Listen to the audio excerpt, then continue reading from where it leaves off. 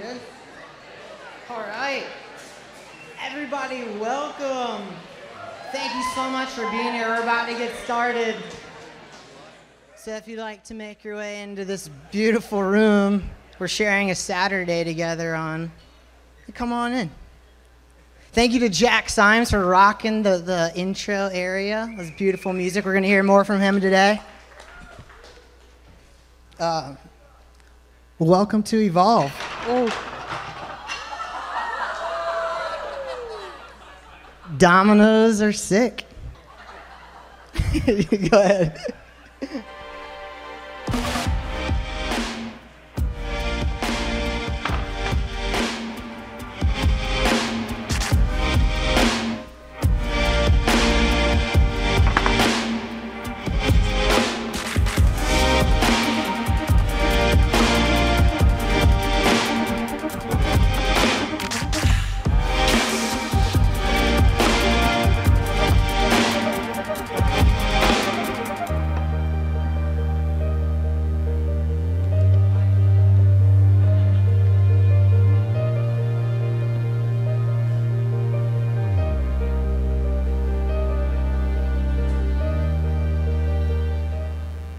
All right. Thank you again. Thank you so much for being here at our first ever Evolve conference, 2018, uniting the brightest minds in surf and outdoors. It's the intention. And looking at the people in the room, I'm pretty psyched. I mean, honestly, I can't even believe that this is happening right now. So this is real. Everyone is here. It's really happening. So thank you so much. You could have been anywhere in the whole world today, not to mention the waves are really good. So I understand the sacrifice that is being made just to attend. And for anyone watching at home, thank you. But, you know, we put this together because essentially we had two objectives. We just wanted to bring together a lot of talented people from different walks of life that are all extremely passionate about surf and outdoors, and recognize a lot of the great work that they're doing. And that was the first intention. And we wanted to recognize that work, acknowledge it, and then we wanted to bring everyone together and to have some really important conversations. You know, like this ultimately is the physical manifestation of what the Inertia is. Bringing bright people together who love surf and outdoors to talk about things, think about it, digest, and then make their own, you know, your own personal and contribution to making everything better. And the group of people that participated and had a belief in this idea, it's really overwhelming. And I just thank you guys all from the bottom of my heart for being here and being part of it. So thank you.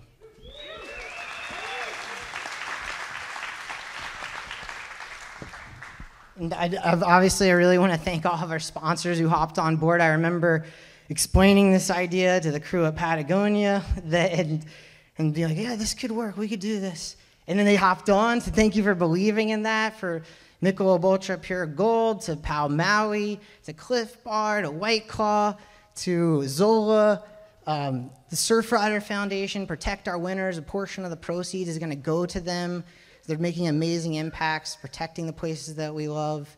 There's also some beautiful artwork by Andrew Hamra that's all available for silent auction. Whatever gets made from that, it's going straight to them. So thank you all for everybody who has supported this. Thank you so much to the amazing team at the Inertia who come in every day, have this positive spirit about making a positive contribution to the surf and outdoor worlds, and having such a great attitude. I love you guys, and I think you guys deserve a round of applause for making this happening.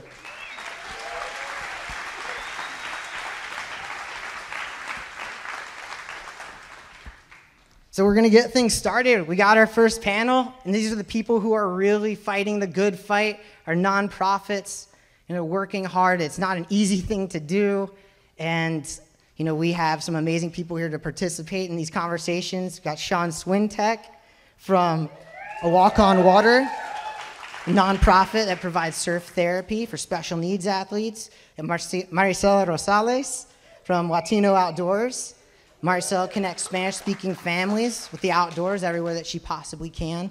And we've got Reece Pacheco from the WSL Pure, a nonprofit arm of WSL, and we're empowering global water enthusiasts to engage deeply in the fight to protect our oceans. So without further ado, we got you guys kick us off. Thanks so much for being here.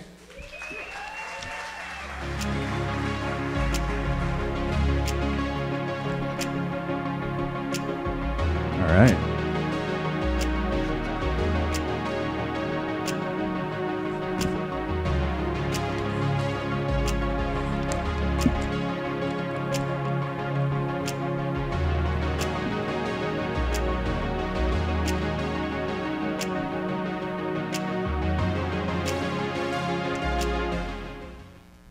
All right. Cool intro. With some whales and stuff. That's always good. Hi, everybody. Thanks for having us. I'm Reece. Maricela, Sean, thanks for joining us.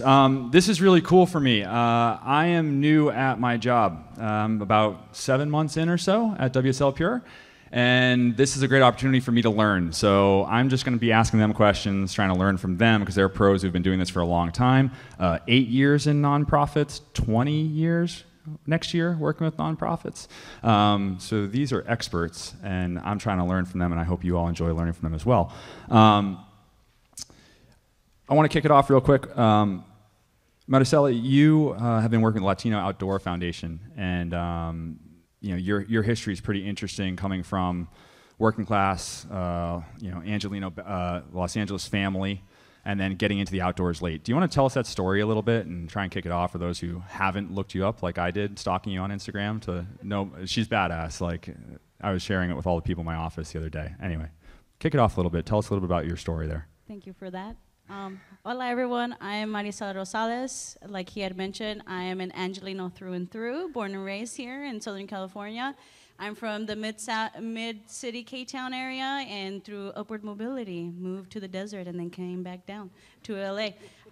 So I am a rock climbing ambassador for Mad Rock. I am also the outdoor brands coordinator and advocacy coordinator for Latino Outdoors. I've been doing that for about 3 years now.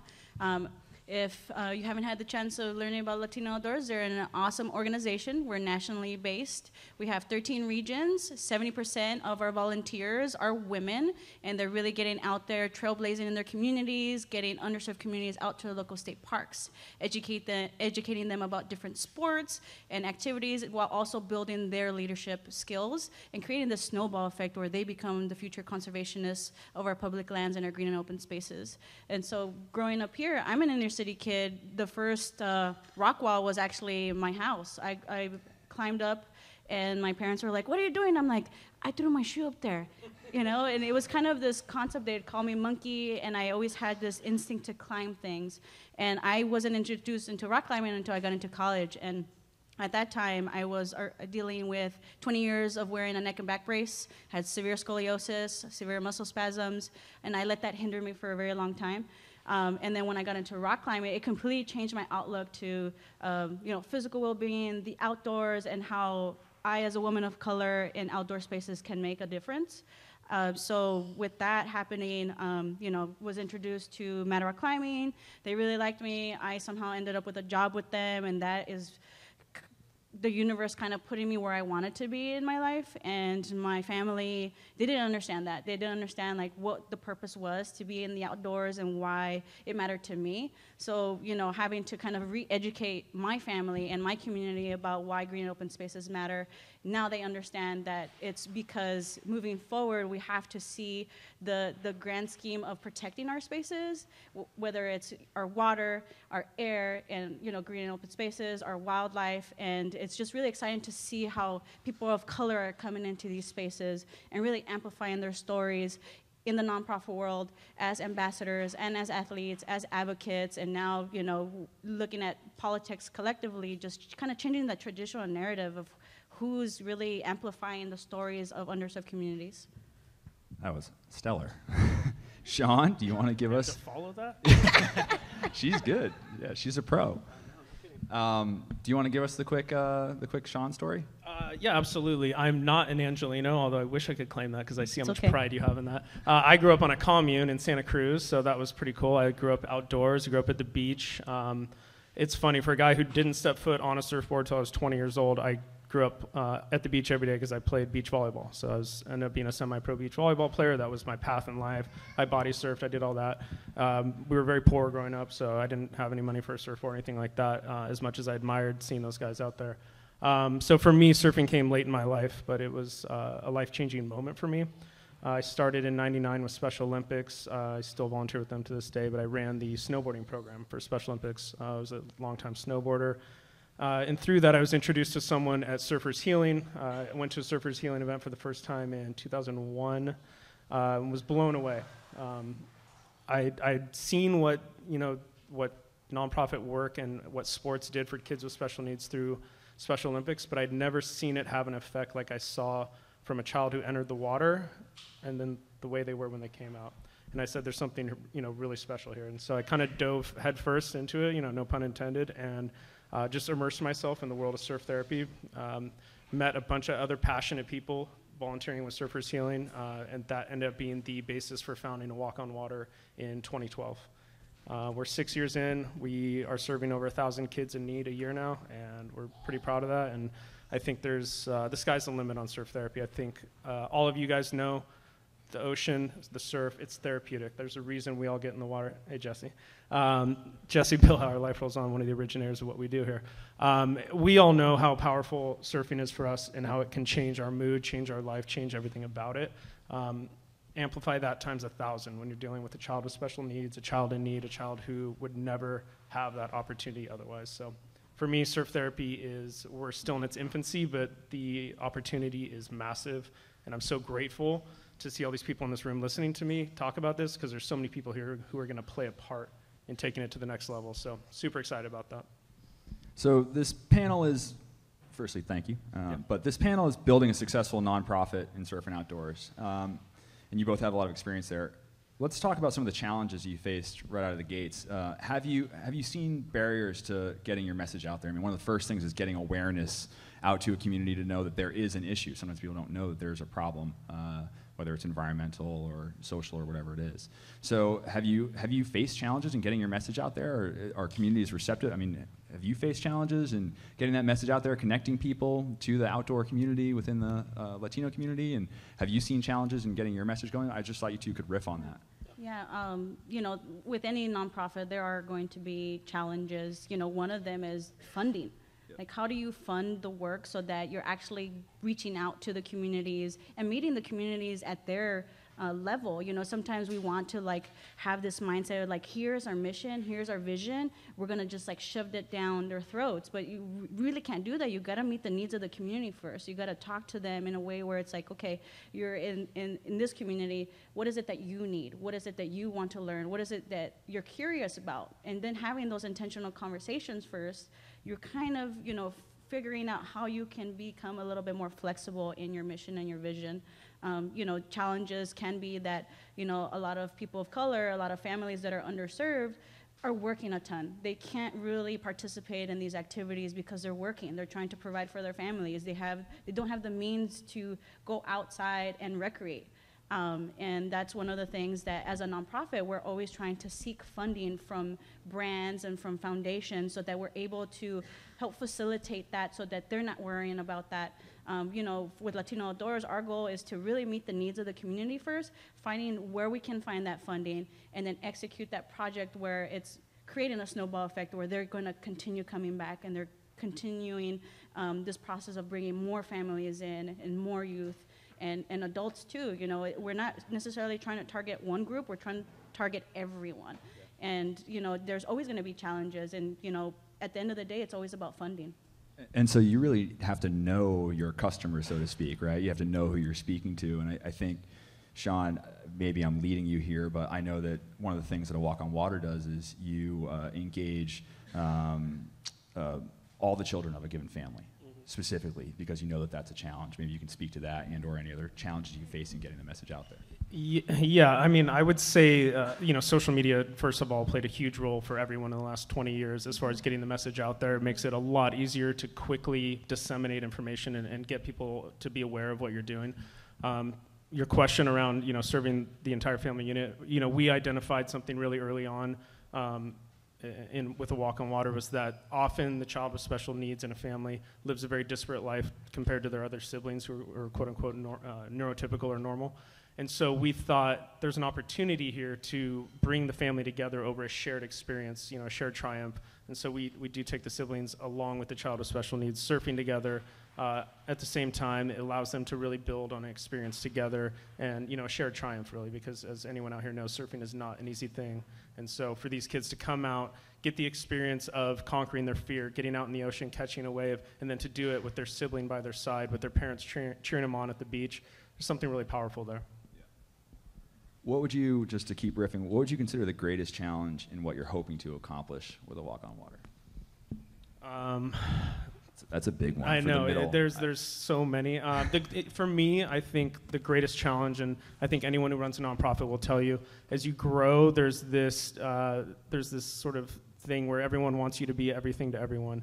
And it's really important, and she's like, I get it. There's a really important thing to avoid mission creep, to stay true to what you do and what you do best and what you know, and not try to say, well, we could get $200,000 in funding from this person if we just expanded our programming a little bit. But you're getting away from what makes it magical. You're getting away from what's so important. So for us, the biggest thing is as we scale and as we grow this thing, and it's growing incredibly quickly, we have to almost pull the reins back in and say, hold on, we need to reevaluate our mission statement every day and stay true to that and say, this is why we started this is why it works, this is why these families who come and sit there and cry with us on the beach, why it's so meaningful to them is because we do it this way we do it. And we can't sacrifice that no matter what size we get to or how much money's coming in. We have to stay true to our roots and do things the right way. I see you nodding your head there. I totally agree with what he's saying.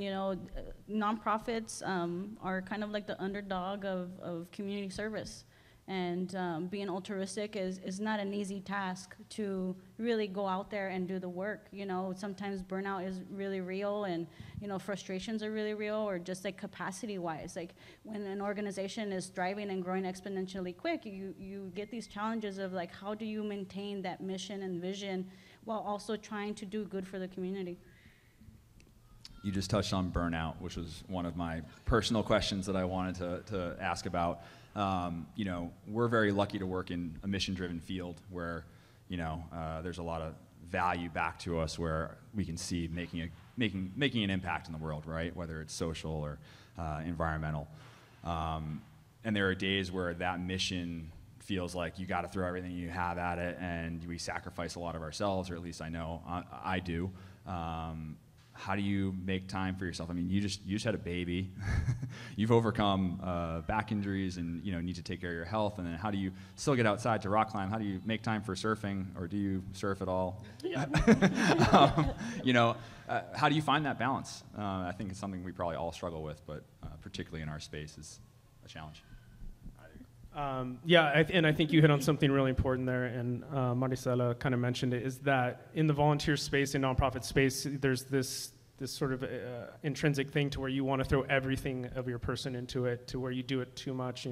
We always joked about on the board of directors early on, we're like, we need like a marriage therapist in this group because all of our marriages are struggling because at home we're 20 hours a day on a Walk on Water and we're disregarding the rest of our lives because we were just so focused on driving this thing and making sure we were doing the best we could. So there is a really important thing to where you have to set boundaries. You have to say, I'm going to give this much time of my day to this. I'm going to give this much time to my wife and this much time to my baby. And you have to stay true to that because it's really easy to get pulled in. There's anyone knows who's a leader of any company really, but especially a nonprofit. You have, Chad was just mentioning this earlier from Surfrider, you have 1,000 emails and calls coming in at you daily, and if you try to be the guy who answers every single one, who's that guy for everyone, who's always there, you're going to burn out so quickly, and you're going to struggle to try to make everyone happy. You're going to fail. So what I'm hearing is I can ignore more emails. Absolutely. And it's... And am I winning or losing by bringing my wife Annie here today? Is that good? I would hope it would work out better for you. And don't ignore those emails. Just outsource that and find someone else to hopefully take that on for you. Cool. Do you want to touch on that one, the burnout? So I decided 2 years ago to end my 9-to-5 job, and with no savings, with no intention to figure out like what my life was going to happen. I was just going to figure it out. So I quit my job in December and went on this crazy road trip, came back, and I was just like, oh man, I don't have a job. What am I going to do? And somehow, I was still volunteering with Latino Outdoors here in LA, doing like the regional work. And I decided, I'm like, all right, so this is what I'm gonna do. I'm gonna do 70% of the Latino outdoors work. I don't get paid for any of it, but I love the work and the mission, and I wanna help. And then all the other time, I'm just gonna have all these crazy odd jobs, and then just make sure that my credit score is solid. That's all that I wanted to do. And you know what, it worked out. I'm very surprised that it did. But you know, that opportunity to really engage myself in the nonprofit world and become this volunteer, you know, I traveled a lot more, but that required me to do a lot of email follow-ups and then just become this person and just be a master of many things that I was slowly realizing that I wasn't performing the best. And then I decided, okay, if I'm gonna do this, I have to do it intentionally. I have to prioritize and outsource some of these emails and kind of delegate, you know, my role to someone else. And it's hard because it's like your baby, you want to take care of it, you know, you don't want anyone else helping you out. But if I'm honest, you just gotta let go. You really just gotta let go. But at the same time, you know, you wanna make sure that you do your job well. You wanna make sure that you are also taking care of yourself. So I started trail running instead of rock climbing because I just didn't have the time to do both, you know, work and, you know, enjoy my free time. For me, I think that really self-reflecting on my time and my space and just my personal self-reflection was important, and that's something that I had to learn, because when you create habits, it's hard to let go of those habits, even if it's something that you're really passionate about. And I had to stop and take a step back. I even like disappeared. I'm like, hey you guys, I'm gonna disappear for a week. And I did. And I came back, and I came back refreshed, but then I also had to limit myself of how much work I was willing to take on. And then at that time, Latino Outdoors was in a huge shift. You know, we lost our executive director. We lost, you know, a few of our volunteers that were doing a lot of work on a national level. And some of the volunteers really picked it up and took some responsibilities and split, you know, these roles, that it made it so much easier. And we're all volunteers, and we all decided to do it together. And it made the organization so much better because we were talking to one another. We were having these conversations. If we felt like we were about to drop the ball, we were like, hey, you know, this is what's going on. Can you help me out? So like really asking for help is kind of difficult sometimes because you just want to do it right yourself. But at the same time, like, it has to be a team. You have to be a team. That's great advice. So I'm taking away, find work-life balance, delegate where you can, communicate among your team. Don't be afraid to ask for help. Just some takeaways. But we're about to open it up for questions from the audience and or from the World Wide Web. I believe we have some people live streaming in. So if anybody has a question, I believe Juan has a mic. If we see any hands going up, I see a couple. We have Chris Grow, we've got Vipe here. And then while we're getting the mic over there, if you want to throw out Instagram tags, handles, anything for mentions and or events coming up that you have really quickly. Yeah, if you're in the nonprofit space, you have to mercilessly be marketing at all times. But yeah, we're just at a Walk on Water on pretty much all the channels. So yeah, you can find us there. Our next event is actually our 2-day surf event in Montauk, New York at a Ditch Plains. So that'll be September 7th and 8th, followed on the 8th by our annual East Coast fundraiser. So big couple weeks coming up for us. So you can find me on Instagram. That's what I use, at Lemarcy with an I. There is going to be a couple of events here in Los Angeles. We have Public Lands Day, so it's going to be at the Patagonia store in Santa Monica. That should be September 22nd. So we're going to be showing a movie called Estamos Aquí. So if you're interested in learning more about Latino Outdoors, find us online, latinooutdoors.org. Find us on Facebook. We have a group page.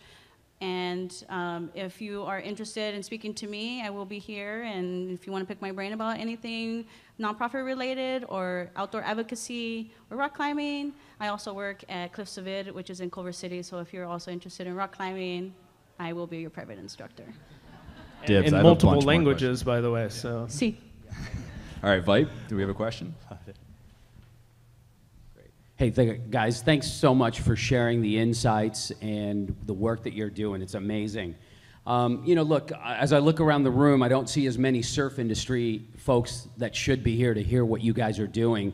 So I'm going to ask you the question, you know, look, you guys are doing amazing work. Do you feel the industry values the work that you're doing? You're asking the surf industry specifically about a walk on water? Well, surf industry or the outdoor industry, whatever it might be. And Reece, you also have insights into this too, so the question's for you as well. Does the industry, outdoor and surf industry, value the work that you're doing? Because I can see it, but are you getting the support from the surf industry? Yeah, and part of me wants to be careful here because I have Reece sitting next to me and Sophie in the back. You know, we've seen actually a lot. I was just talking to Sophie about this, that what the WSL has done the last few years. I've seen an intentionality around knowing, you know, what's going on in the space outside of their actual surf events. They have been really active with a few of the surf therapy nonprofits out there. They've done a lot with Waves for Change in South Africa. We just did a little something with them at our Huntington Beach event. Felipe came out and Tati West came out. And so we're seeing this understanding and this awareness start to creep into the WSL. I mean, you have to look no further than the formation of WSL Pure and what Reece is doing here to see that they get it. There's a huge groundswell of support right now around surf therapy. And I hope and I'm confident that the WSL and others in the surf industry will really embrace that and want to be involved. And to the answer to the question, yes, we're starting to see a lot more support from the industry that probably wasn't there 5 years ago. So I've been in the industry for about 8 years. Worked for Mad Rock Climbing as in-house sales rep. But I also did a lot of visiting the gyms and sizing different folks. And what I would see for many, many years was, you know, predominantly seeing folks of privilege in rock climbing gyms, rock climbing outside, or even at the outdoor retailer show. Now more than ever, you're seeing people of color, social media platforms, blogs, women of color really coming into these spaces and amplifying their story of, we do recreate. We do go outside and we want to protect it, but it's taken such a long time for brands to see that as value. Not to say that they never valued it before, but it's highlighted now more than ever, and these conversations are happening and they're more intentional and it's not short term. You know, the conversations that I've had with certain brands is like, how do we create mutually beneficial relationships that are long term and not just for one marketing campaign that you have for the fall? How can we continue this long term so that we are sustainable as organizations, so that we can create gear libraries, so that we can create better leaders, so that we can create new athletes? And with that sponsorship comes funding, gear, and also just like a platform for us to also speak about why we as communities of color matter in these spaces. Because if you look long term, you know, we're a huge melting pot. You know, our colors are changing. You know, I might be fair-skinned, but I'm also Chinese and Native American from Central America. You know, it's shocking how all of us look different, but at the end of the day, we're all human. We all love the outdoors. We all should matter in these spaces, regardless of race, identity, ability. It shouldn't matter at the end of the day, but these conversations are still happening. And eventually, I hope that it becomes obsolete, that we as an outdoor industry can continue just moving forward. And I would really quickly just say that we, at least on the environmental side of things, are fighting challenges that are so great, there can never be enough support. And we are now seeing better alignment within the industry from Surfriders, Save the Waves, et cetera. All these groups are learning to work together. Now that the WSL has started Pure and relaunched it, I think we can help facilitate that within professional surfing. But we don't represent all of surfing yet, so the wider industry, I think, is now figuring out how do they align with us and figure out how to activate all the athletes and get it going. And I would also throw out, you know, I just got to sit down with Barbara from Protect Our Winters, who's right behind you there, just yesterday, and you know, they're kind of a great model, but I think would similarly maybe say, like, climate change is huge and it's bad, and we need all the help we can get. All of us have to align and work together, and we need as much support as we can possibly get if we're going to stand a chance. One more maybe, or are we done? I think that's going to wrap it up for our first panel. Give it up, cool. guys. This is Thank our you first so panel. much. Thanks, guys.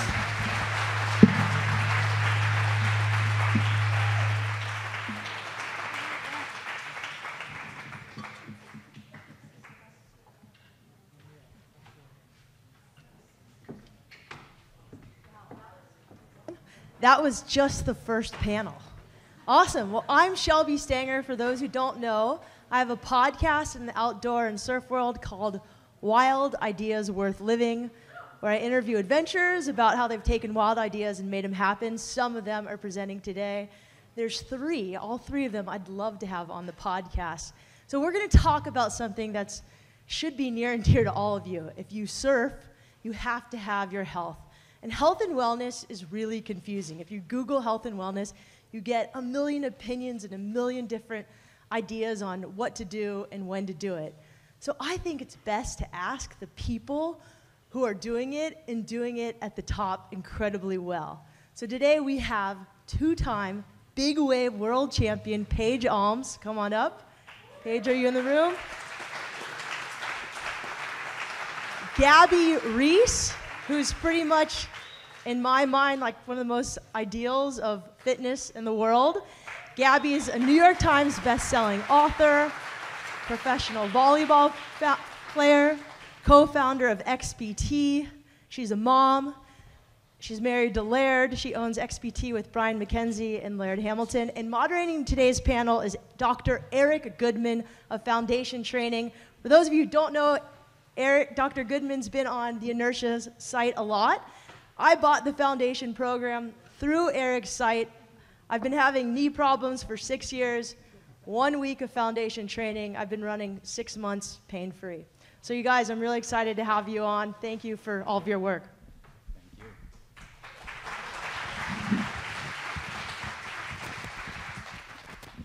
Hello.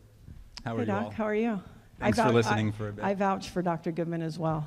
Thank I you, really Gabby. appreciate your work a lot. Thank you. And it's harder than it looks, in some ways. It What's is. that expression? It's not as easy as it looks, right? And our slogan is, I don't care what it looks like, it just feels good, because you're going to look like a little bit of an idiot when you learn foundation training, but you're going to feel wonderful. But that's not what this is about. This isn't about foundation training. This is about you two. And I want to take that very seriously. You're extraordinary humans. You've done a lot of really wonderful things. I'm going to start with Gabby because, A, I've known Gabby for a while, and I've seen you and Laird innovate. I've watched it. I've gone through it. I've checked my ego in ridiculous ways being at your house and going through XPT type stuff. I have too, by the way. Yeah. Where, It's so called my first crash question test for you dummy. two, Mhm. and I want you to answer this afterwards, but it's a little different. You've been an athlete for a long time. Laird's been an athlete for a long time. Why are you still trying to be athletes? What does that do for your life at this stage? That's a good question. I think it might be very similar to a lot of people in this room. I think, Laird and I probably have different reasons and similar reasons. So, for me personally, what happened is I got introduced to fitness or the notion of training for improvement through the idea of trying to be better in my sport. And then what you start to realize is I sleep better. I think I function as a better person overall, even my reactions to things. I concur, see? I like that. I know whose baby that is, Jesse. Right. Say it. You don't have to take him out of here. It's okay. And so what it is I think sometimes, and I was just talking to a friend of mine in the back, Logan, who's also an exceptional performance trainer, and it's this idea of, it's not like, oh, I'm ripped, I shred, what'd you bench, what'd you overhead snap? I mean, there's an element to that if it improves your performance, but can I be more clear as a person? Can I be more compassionate? Can I continue to grow and change? So I think that is definitely part of it for me now that I'm not competing any longer. And listen, I think as a woman, the idea of being able to express yourself in that way, in that play way, in that get it done way, I think there's something really good that keeps you balancing out a little more, especially like you add kids and all of a sudden you're talking about dinner and who's going where, and you want to just be like, I just want to get after it. And that's a very straightforward thing that also keeps me balanced as a person. Now in Laird's case, that's a little different.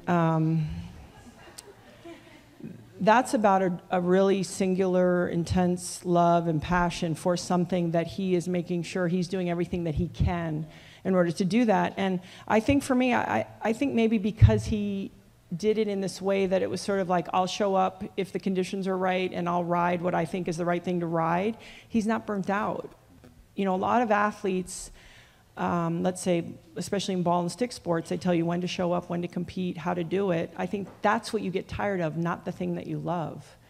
And so he has been fortunate in that he didn't get burnt out. Now, how he has the energy, I'm not really sure, because it's pretty non-wavering, and it's also, there's a creative element. So I think that's the other side, right? If you did the same training all the time, it would be really boring. But if you were open to starting again or not being good at something like we do in our lives, try a new sport, go do something new, it keeps it interesting.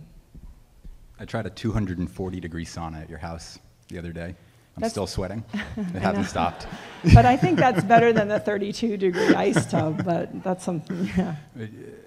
I've worked with a lot of athletes of a lot of different types, and I will say that Laird moves differently than every athlete I've ever worked with, very differently, from different parts of his body, like a gorilla, like a primate. It's powerful, it's unreal, and to watch him innovate, instead of going for strength and prowess, he goes for endurance and durability, and it's a very different style of training for an athlete. And I recommend anybody into their 30s start looking at durability as opposed to strength and force production or even force absorption.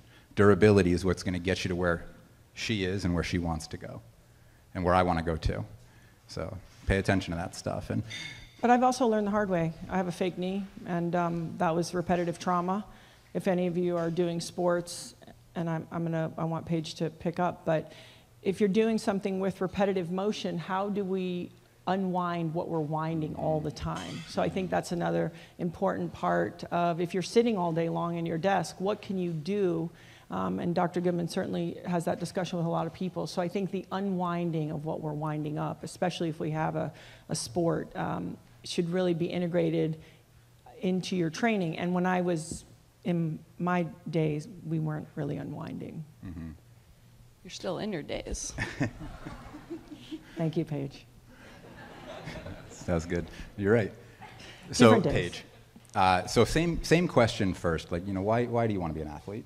Everybody's got a different reason, but more significant than that is, where do you hope it takes you in life? Where do you hope that health leads the way to? Well, just to touch on kind of a lot of what Gabby said, I think when I was growing up as a little kid, I was an athlete from day one. My mom had me, you know, swimming in the water before I could walk, and I was jumping on a trampoline nonstop as a kid. I was playing baseball, soccer, track and field, doing a little bit of everything. And so surfing kind of took over my life and became my true passion, and that's something that I've pursued as a career. But being an athlete was kind of something that was, I guess, just born into me, and it's something that, like Gabby said, I feel being a woman in sport and being able to do and have these experiences in the water, for me, translates into being a better human and a better person in my community and a better role model and friend, and I really truly believe that. And I think coming from an athletic background, it's hard to imagine not having that. You know, that was my source and my way of expressing myself, and it still is, and it's something that I feel like I'm still getting better and better and better. And I just turned 30, and everyone said that things change when you turn 30, and I truly feel that, but I also feel like I'm in the best shape and the happiest that I've ever been in my life, and I'm really looking forward to the next progression and continuing to get better and better, and it's something that drives me, is to continue to push the level for myself, not just in sport, but how I feel. And it makes me feel good, so that's why I pursue it. That's perfect, and feeling good is enough of a goal, by the way. You know, a lot of the world needs relief and is looking for it very heavily, so try to help them find it if you can. I think Paige said something that's really important for everyone, is that, and if I would have been under this thinking more. I think living with Laird has helped this. I think we limit ourselves by the construct that we live in. Oh, you're 20, oh, you're 30, oh, you're 40, oh, you're 50. And I think, to your point, Dr. Goodman, if we can actually keep ourselves feeling good, then there's no reason that in 10 years you're not sitting here talking about, you know, riding large waves, because now you have 10 more years of experience, which your sport especially, that's such a valuable asset, like all sports, but really in that genre of sport. And so I think that's another thing that's really changed in training, which is it's not, you know, it's redefining it for yourself and not, you know, creating a limitation, oh, because I'm 35, or oh, because I'm 40, especially in sport, which, you know, if any of you watch a Federer match, you'd think the guy was 100, the way they talk about it. But he's only top, I don't know, 5 in the world, poor thing. You know, it's like at a certain point, that becomes the story versus how do you feel and how are you performing. I think that's the curse of being a champion, in truth. I think that as you age and develop the other elements of your life that come with age, because to become a champion, you have to be reasonably singularly focused. But what comes at 30 and 40, I think, at least from the people I've worked with and spoken to, is yes, there are physiological changes in your body, but those changes lend themselves to more endurance, more awareness, more understanding of the self, more patience for the self, more understanding of others. And I'll trade that any day for youth, any day, because in youth you got this power, but you don't know where to direct it always. And I think that to be where the two of them are, that you figured out how to direct it at a young age. So into older age, you get to enjoy the benefits of that. As long as you keep changing it up. I think the only, dangerous part of when you get older and you get good at enough few things is those are the things that you'll keep doing. And I think as long as something you see, and I don't mean jumping on every trend or fad, but if you see something and you think, something about that resonates with me, and I think I'm going to try it, and maybe you're not even particularly good at it in the beginning, that is where the growth happens. So I think as long as when we get, we continue to age and things make sense to who we are and the way we move. I mean, Paige and I are both very tall. We have long levers. Overhead snapping may not be our best friend in the whole world, but finding things that work for the individual. So I'd say with age, that's the only thing. That focus it does become brilliant, but then keep adding to the story. Go ahead. And I think age it truly is just a number. It's your process of learning. And for me, just speaking about doing things different and keeping things fresh, as Laird and yourself do, that's something for me recently that I've really kind of grasped. It's not just about the groveling and the surf.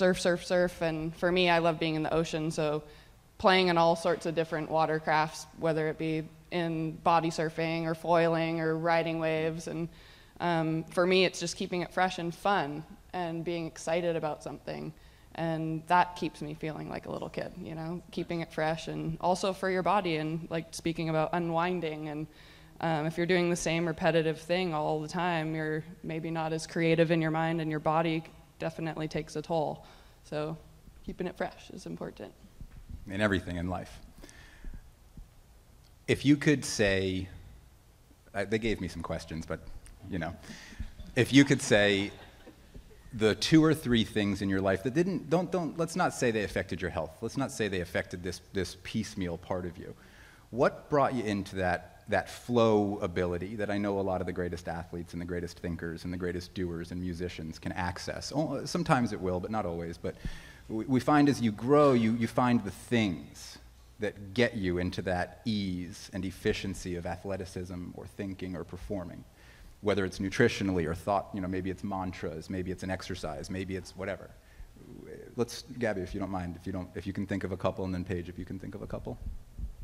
I think for me, being from a team sport, a little more, I think, as far as personal flow, and this may be a strange answer, but fear initially was a great motivator for me, right? Like getting uber focused before I'm going to compete and having that sort of edge, and then realizing that I was just going to do the best I could.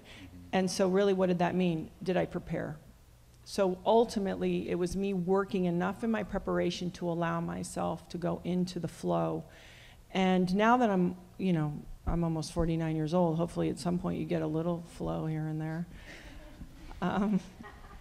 I'll tell you, I do this underwater pool training a lot. And what is so amazing, and for my surfers here, this intuitively, because you are in Mother Nature and her power is always greater than any of our power, is I've been in so many drills now that if I want to complete the task, I actually have to relax.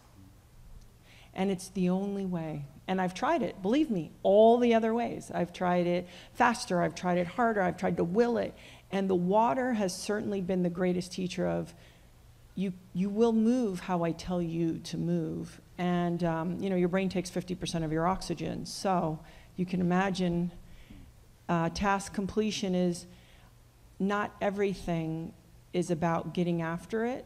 At times, it's about surrendering and using other tools that we have. So, for example, I have a friend, Kenny Kane, maybe some of you know him. He's a really talented trainer, and he talks about, is hard, like the only gear. It certainly isn't. And so for me, when you talk about flow, it's can we hold the paradoxical space? What does it take me right now? I'm going to be a killer, and right now over here, I'm going to yield. I'm going to fold and be mellow. But it takes preparation, and it takes putting yourself in really uncomfortable situations enough to say, I prefer the flow, so I'm going to go with it, and I'm struggling today, and I'm going to handle that too. And then there's something that you guys are going to hear in every group, I'm sure. And believe it or not, I think it's the community that I have created.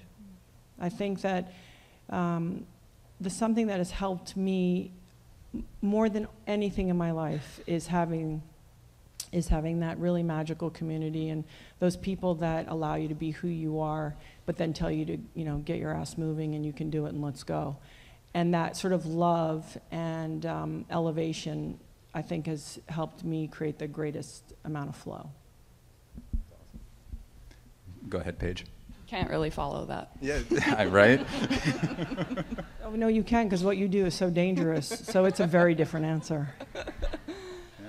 I think for myself, tapping into that flow, and I think it's different for every single person on what that actually means. But for myself, I definitely, as you were saying, tapping into that and being in the ocean is what makes it easy for me. We have these giant swells that pop up 2 weeks out and everyone starts talking about them, and I live on Maui, so a week out, everywhere you go, every store, every coffee you go and buy, someone's talking about the swell coming. My phone's blowing up, and it's hard to kind of stay settled in all of that, and I find myself actually getting really stressed out and ignoring phone calls, and 3 days out, you know what the swell is going to be like, and the day before you're preparing all your boards and getting the ski ready and gassing up, and then all that's really left to do is go out and do it. And when I show up at the lineup at Jaws, I'm so excited. And as soon as I actually get off of the jet ski or off of the rocks, however we're going out, as soon as I'm in the water, that's when I tap into my flow. And that's, I think, what my essence of being in the ocean, that is something that that's the feeling that I'm searching for. It's just about getting in the ocean and whether you catch a wave or not. But utilizing Mother Nature and being able to embrace that, and that's my flow for sure. And breathing. Breathing is key. Breathing is key. What if you come from like an airplane ride? Because a lot of you guys, I know Greg Long's back there, and surfers, like I'm always in awe that a surfer can travel halfway around the world and then be like, all right, got to get off and got to go. How do you connect with that? I'm just curious. I struggle with that a lot. Yeah. Especially coming to Mavericks, you're jumping on a red-eye flight after being out at Jaws all day, dehydrated and tired.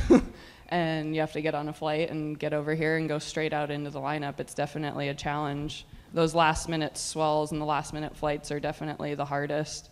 But I think it's also just your mindset, and if that's what you're after and what you want to chase, you're going to do anything in your power to get there and to do it. So it's all about your mind and touching on breathing and just remembering why you're doing it.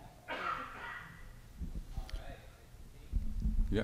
Hang on. Can you You're hear the me? boss. There we go. Hey. All right. So we're going to open up actually one more time for some questions from the crowd. And feel free to ask Eric some questions too, because this guy knows his stuff. Anybody out here curious? No? Shelby. Of course Shelby is.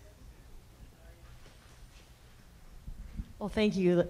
I loved your answer on how you tap into flow. I'm really curious, like any hacks or things you do daily? Like, Gabby, I've seen you do sauna and ice bath and certain forms of Wim Hof style breathing. Mm-hmm.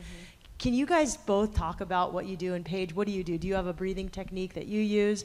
Or I've seen you stand on balls. Like, can you just give us a few of your tricks and tips on how you guys stay so fit and uninjured?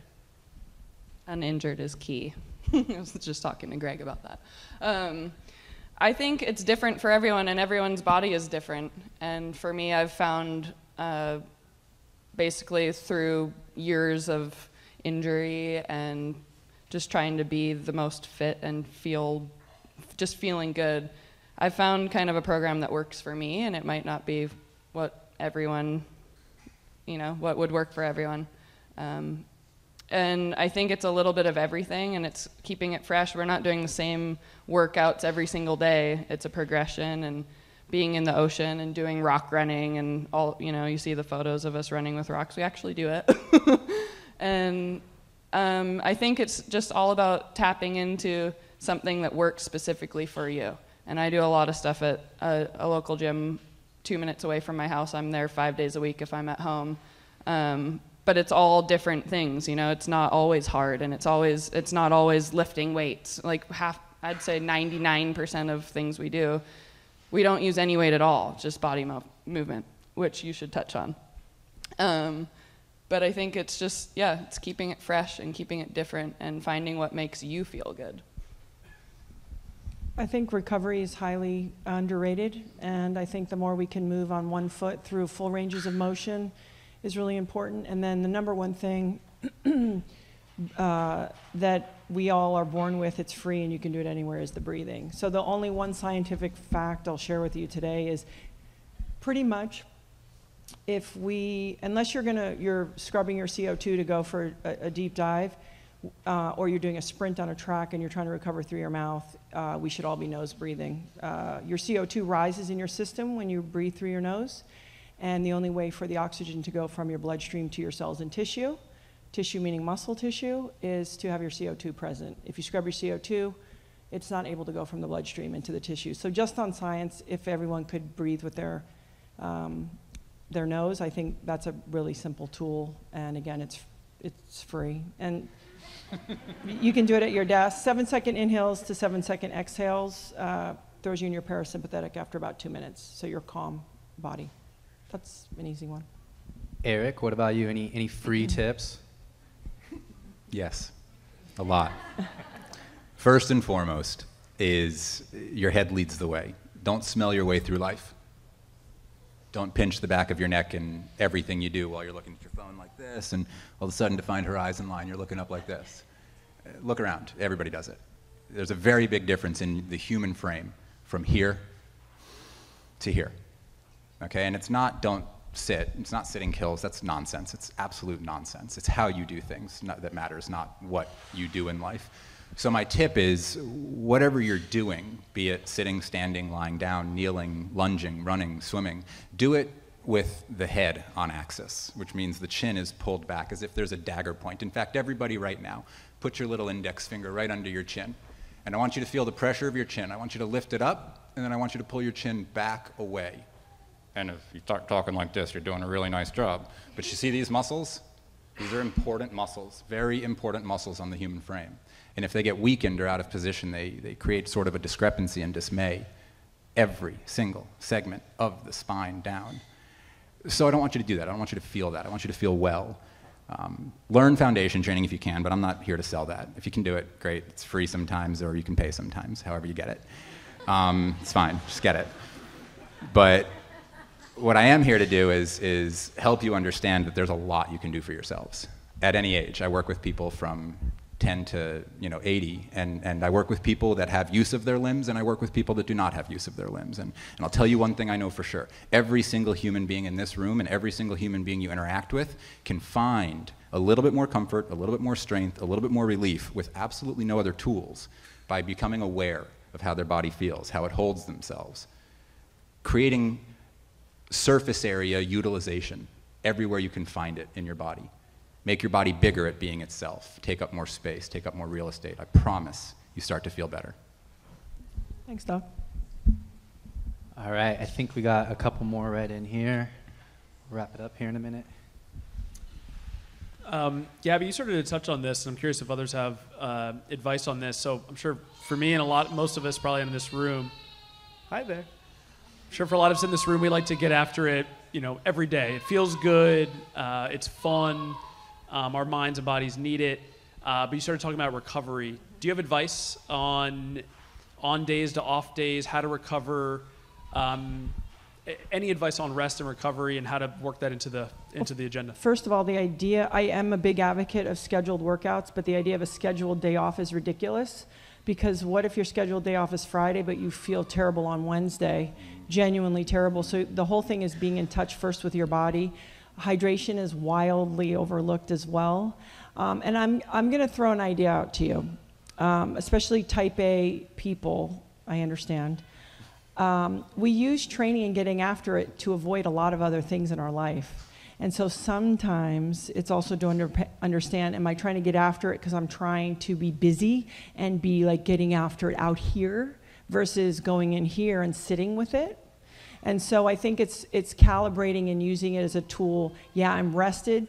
I've cleared the decks. I'm pretty peaceful in my life, and I can get after it. I think mobility, full range of motion, all exercises, if we can do them through full ranges of motion, then we're doing it right. Hard for boys, you go in a gym, everyone's got macho weight, check it out. It's like, yeah, but you only do it 1/3 of the way through the motion. So I think it's just rejiggering those definitions.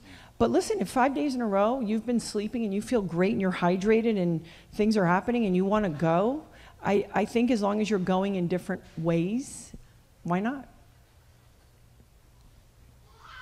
See? And they still move the best, by the way, right? Yeah, absolutely. But remember, I'm just going to touch on the baby thing for a second. I've been watching, my wife and I have a 9-month-old in the back of the room there. Hi, Sonny. And we've been watching her movement as she's starting to move more. And I've always told people that babies move well, and I've always looked and watched. And I don't want to say move like a baby, because you shouldn't. None of you should. You're all well-formed adults to some degree. And I want you to remember that. You're well-formed adults. That means you have gone through plasticity processes. You've gone through experiences that have lended themselves to scar tissue and rigidity and flexibility.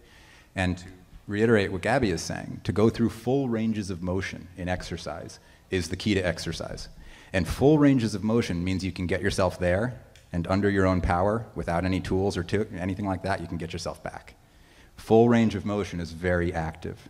Very active. It's not being stretched. It's not being other than yourself. Nobody's there helping you unless they're guiding you. But you got to be active. You got to be powerful at the end ranges of motion as well as the beginning and middle and elsewhere. Paige, you want to chime in? Again, hard to follow. I'd say recovery definitely is a key component in our training that we do at our facility, our gym that we train at, Performance Training Center. It is something that is somewhat scheduled, but it's also based off of a schedule of what we're working towards in a week or in a month or in 12 weeks. So utilizing that recovery is very key, and getting enough sleep. That's something that, you know, we don't drink enough water, we don't breathe enough, and we don't get enough sleep.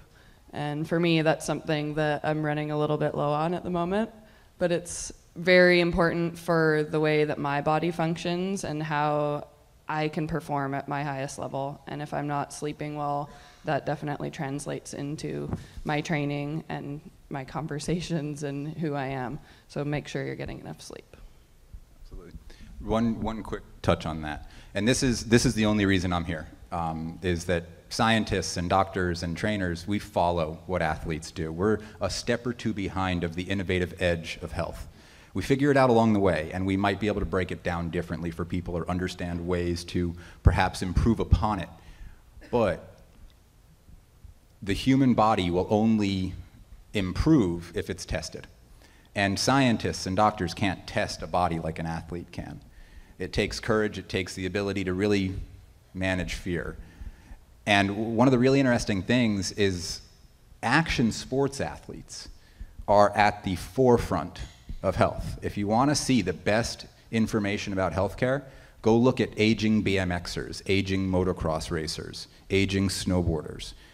The football players, the hockey players, they all get the same injuries, man. They get the same type of stuff. They got the same types of protocols. They got the same issues.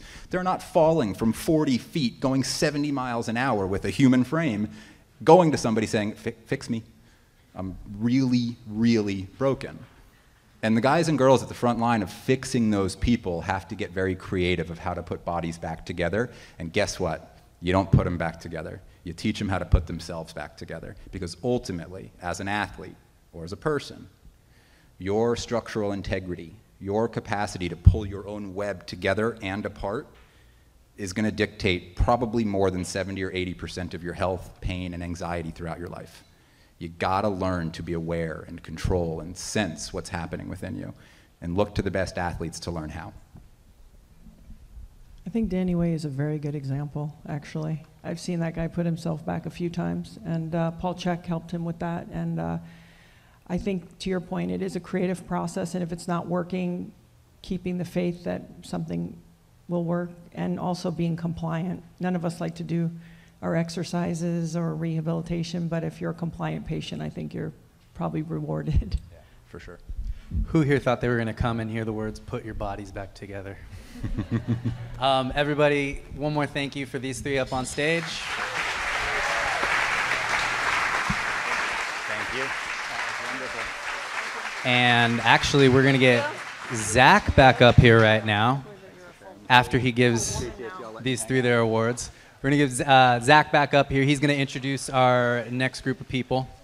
I believe it is Cassie and Cyrus. Really well done. Stoked to be a part of it. Thank you. We got one for both of you. Who's next on? Should I give you this? Thanks for that. Check, check. All right. Yeah, what's that? Yeah, there's one. He's got one of these guys. There's one. Yeah. All right, we're gonna roll into our next one. We've got Cassia Metter and Cyrus Sutton joining us for how to build a life that revolves around your passions.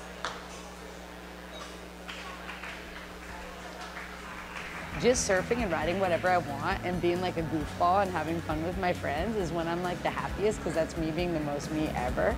So I think like with people, it's just like I encourage everybody as much as possible to just like live 100% authentically.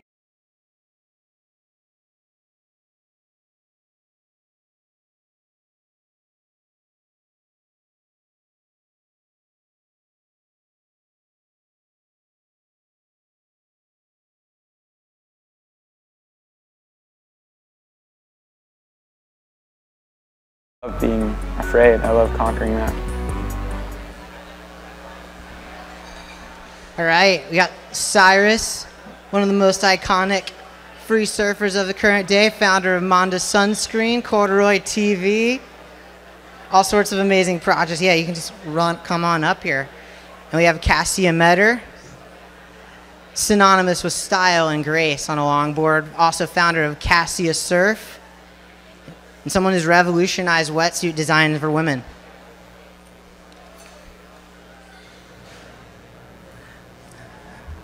She'll get up here at some point.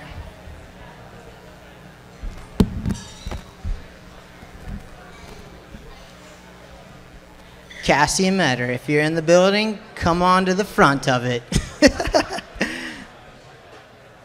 We got you're on. I'm here. Thank you so much for coming down Thanks here, buddy. Thanks for having me. You want me to go run and find her? Oh, there she is. I see her. There's the hat and the good vibes. How good is the food? Oops, I let the secret We've out. got some kava bowls coming out later. Yeah. Right now, these are just the nibbles.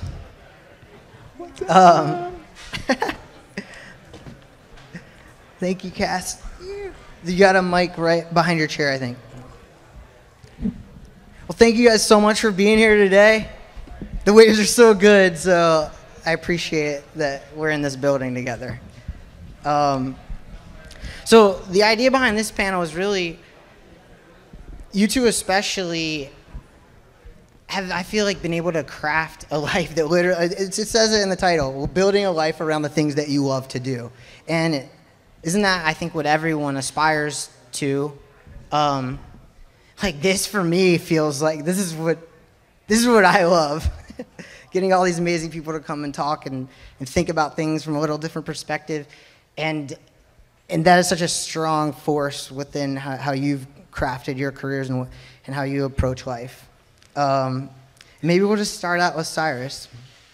So both of your parents are professors, right? So knowing that, and I'm from Virginia, so living off of having a career in surfing is pretty crazy from where I'm from. It's not, I don't know. It's not something that people are familiar with or take for granted. And knowing that you came from an academic background rather than, I don't know, something less traditional, I feel like that, maybe you can speak to that. Like, was that was the idea that you're going to build a life around surfing, documenting it, being extremely creative, pushing a lot of creative energy into the world? Was that far-fetched? Like, did that feel like a big risk? Was that something you had to fight for and like communicate a vision for, or was that not? Was it very accepted? It definitely wasn't accepted by my family in the beginning. They were very concerned about me, and rightfully so. I don't think surfing was something that I had a lot of foresight in making it a career. It was more a coping mechanism for me, that the ocean was the wilderness, and it was the closest thing I had to some sort of solace from things that had happened in my younger life. So I just became obsessed with being in the water and being in the outdoors. And I don't know if you guys feel like this, but it seems like the things in life that happen to us aren't really our doing. It just happens, you know. And I think for me, looking back on my life, it seems that way. Where looking at where I am now, I don't even know if I was doing it. You know, I dealt with certain things. I had certain, I think, values that were instilled in me by my folks and my family, and I've kind of used that as a sniff test to different opportunities, or let those well up inside me to bust down doors when I felt like there weren't opportunities. And surfing just happened to be the medium in which I was able to do that because it was my backyard. But yeah, I think surfing is a lot of different things to a lot of different people. You know, the crew that was up here before us, it's you know, those action sport athletes that are hucking themselves over ledges, watery ledges, or up and down cliffs, or off jumps. It's very different than what casts do. And it's just, I think, there I am. I think it's just a testament to, you know, where surfing's come, and the name of this is the Evolve, and I think, you know, all of these sports are kind of extensions of and expressions of the surplus and bounty of our culture, that people are supported to do fun things. So I'm just grateful. Yeah. Awesome. Cassie, we just got back from an amazing trip in El Salvador and produced a short film that we're going to premiere, which I'm very excited about. But while we were down there, you were telling me as a kid you were a bit of a punk and a troublemaker. But like, thinking as a kid, like, did you have a vision for what maybe you would be when you grew up? And does it match to what's happening now? I think in a lot of ways, being a punk and all that stuff came from just not really resonating with the structures that were laid out. Being it like, okay, you go to school, and then you have a family, and then you get a job, and then you have kids, you know, that whole thing. I just felt like, hey, this is great, and it's just not for me. So I think it was just this energy and this excitement to just purely be alive that I had inside of me, bottled up, and it felt like that was kind of a way to go that didn't really inspire me to be in any which way. So I think like me being a punk was just me like acting out because I didn't feel my intuition was like pushing me outside of that. So I think like to speak kind of a little bit to what Cyrus says, like things I feel like don't happen to us, they happen for us. And I think my push against more of a streamlined way of existing, or more of kind of like this structure that was laid out, it just made me push. And because it was uncomfortable, it pushed me into a new space. And listening, you know, to Paige and Gabby speak before, these women that, you know, are just, I respect so much for pushing themselves. It's like that level of uncomfort, what they were talking about. Like, it gives you a space to really see what you're made of and to push yourself beyond whatever limits there is. So I think being uncomfortable is really a beautiful thing, because there's a lot of truth that comes through that. And just like with surfing, for me, it was like, yeah, it's a place to go release, it's a place to go reset, and it's also a space, like, in water, there's reflection, so there's like a real active meditative property for it for me, and it was able to really, through surfing, I could hear my thoughts. Through surfing, I could see things reflected back to me, and I think I really learned a lot about navigating the earth and the world and my life through surfing. I mean, I'm constantly still using metaphors that I relate to surfing as ways to navigate through whatever it is with business or just my own feelings that come up. And so I think that that was something that really felt right. When, other things didn't feel right to me, I just put it all into the ocean. And I never thought I was going to be a pro surfer. I never really thought about anything. I was just trying to find something that made sense. And surfing really made sense to me. And I think it was a lot of the things. Obviously, riding waves is super fun. And the motion of the ocean, like everything about that is really fun. Though I think it was like the deeper layers of space to really reflect and to hear yourself and to be with nature and to be with the earth. That was what really drew me to it and also felt really intuitively right. Awesome. I feel like both of you have such powerful creative forces. I wanted to talk a little bit about that. Maybe, Cyrus, we can start, like, whether it's Corduroy, Manda, all the amazing films that you're making. Like, it feels to me that you have a deep desire within to create something that did not exist before. And that, maybe you can speak to that feeling, whether that's like a satisfaction, what is it that really motivates you to make something that did not exist? Yeah, I think I love what Cass said about just finding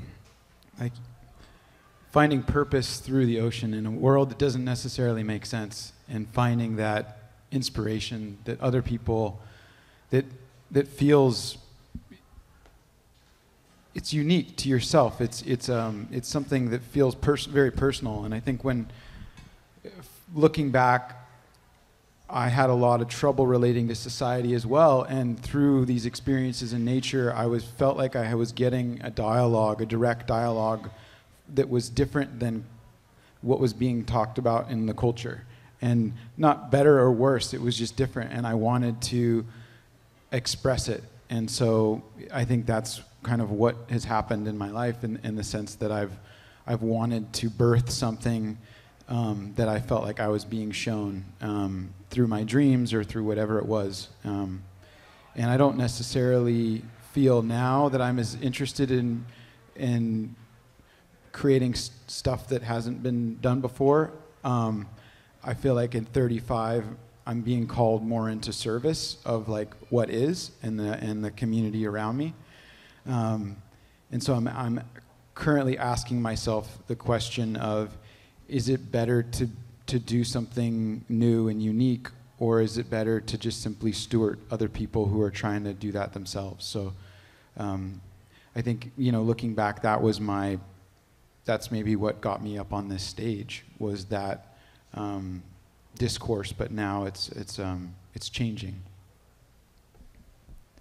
Cassie, maybe you could speak to that drive, the force to create, because I feel like that's strong in you. I mean, with Cassia Surf, with the designing, photography, it feels like a powerful force. Where does that come from for you? I think for me, the creative force always comes from the ocean and having chance to sit with myself. And so it always goes back to the water. If I'm feeling stuck with anything, it always goes back to the water, whether it's in myself or like my own mind and trying to create something. But I always just want to push everything. That uncomfort that I was talking about as a kid, and me not feeling like something was right for me, made me push to do other things and to live my life the way I wanted to. And I really think that that's a beautiful thing. And that's what kept me pushing the limits more and more with what I'm creating. Because if I'm doing something that everybody else is doing, it's not inspiring anybody I'm not inspired to keep on doing it. And it's just about like thinking outside of what a box is. And, if you're trying to keep everything in this square place, like I like to color outside of the lines. And in that, there's like other things are born. And you don't really know where you're going to go. You're just like following your intuition and pushing it. And I think creatively, it's like everything's possible.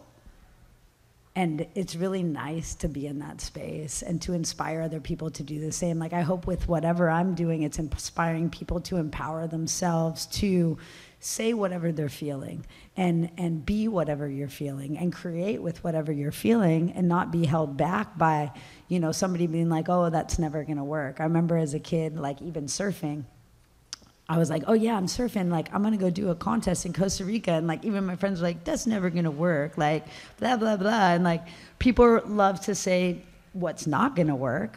And I think we're in a time where it's really awesome, and something like this is such a wonderful space to really empower and inspire other people to be pushing themselves past their limits, because that's where like magic happens, you know, and that's where maybe the next discovery that's going to be the best, like, you know, sustainable battery system is going to come from. Like everything's possible because we exist. And so I think in that, that's like that little bit, everything's possible. Yeah. Well, I think that you kind of hit on an interesting idea. I think there's a lot of fear around forging on your own to go do something that everyone might reject and hate. And it didn't work. And then, so don't do it, maybe. You know, I think people go through that process of thinking. And I think that you had a lot of courage in leaving Roxy to go build Cassius Surf. That's not something you had to do by any means, but you did. So maybe you could speak to, you know, people who might be interested in, hey, like, I want to go do this idea I feel very passionate about. I think I can do it. Like, what do you say to those people informed by maybe your experience of building your own business? Yeah, if you think you can do it, you've already done it. And so do it, because nothing's a failure as long as you're getting it out into the world. And as I said before, things don't happen to us, they happen for us. Whatever you're putting out will reinform you to make another decision or to create something further down the line or inspire something else. So there's no failure, truly, as long as you're, I believe personally, as long as your intention's pure and what you're creating is coming from your heart. And if you're putting it out into the world with those energies, then I think that there's no failures. It's just an opportunity to learn and grow and expand and push yourself even deeper. So Ash, what do you think about that idea of pushing past whatever fear, doubt, the things that make you not do the thing you wanted to do? Yeah, I mean, I think there's a self-preservation built into all of us, you know, and traveling, you know, both Cassia and I have been able to travel a lot, and I just think that other cultures I've seen, that they don't have that level of fear that America does, and there are some that do. But I think this is a culture that's uniquely interested in mitigating the unknown and risks, and it's been very good in building and creating security and growing the economy. And I think it's been a good check-in for me to realize that a lot of the world doesn't live that way, and we don't have to live that way. And our fear of death and our stigmatism of death and sort of pushing back impermanence sort of is something that I'm really interested in now, and it's given me even more, I think there was a voice deep inside of me, and I don't believe in time. I mean, scientists have proven that since Einstein, that time doesn't exist. It's a human construct, and like when you said, you know, if you think about you're going to do something, you've already done it. You put ripples out, I believe, into the future when you commit to something, and that feedback that you get is instantaneous. And yeah, I just think that, you know, when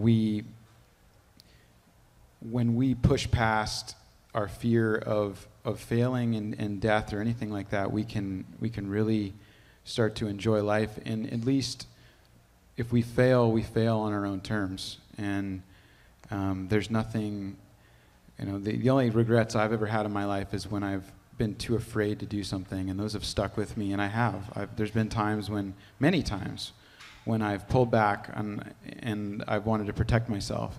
And in retrospect, maybe I needed to. Maybe that's where I was at in my life. But the progression that I'm proud to have personally made is putting myself out there more in immediate relation with the moment and totally letting go of even myself. Like, I'm gonna fail. Like, the illusion of me, you know. We're all the same, and so I think it's the idea of that we need to do, you know, what our minds or what our fear, the illusion that we need to succumb to our fears is an illusion of separation. Awesome. I was hoping we were going to tread into some heady space here. I was about to We're say, deep in that territory. Now I that like Cyrus just reminded us Getting that time super doesn't heady. exist and our minds are all This is blown. good. I think this is actually exactly when we're supposed to move on and start getting some Q&As? Some Q&A from Yeah. the audience. Any So questions? Anybody got any questions out here? I see no hands right now. Yeah. Oh, hey, there we go. You both talked about Go ahead and stand up. Yeah, you guys both talked about being mentors and like teachers or guides. Can you talk a little bit more about that, how it manifests actually in your lives?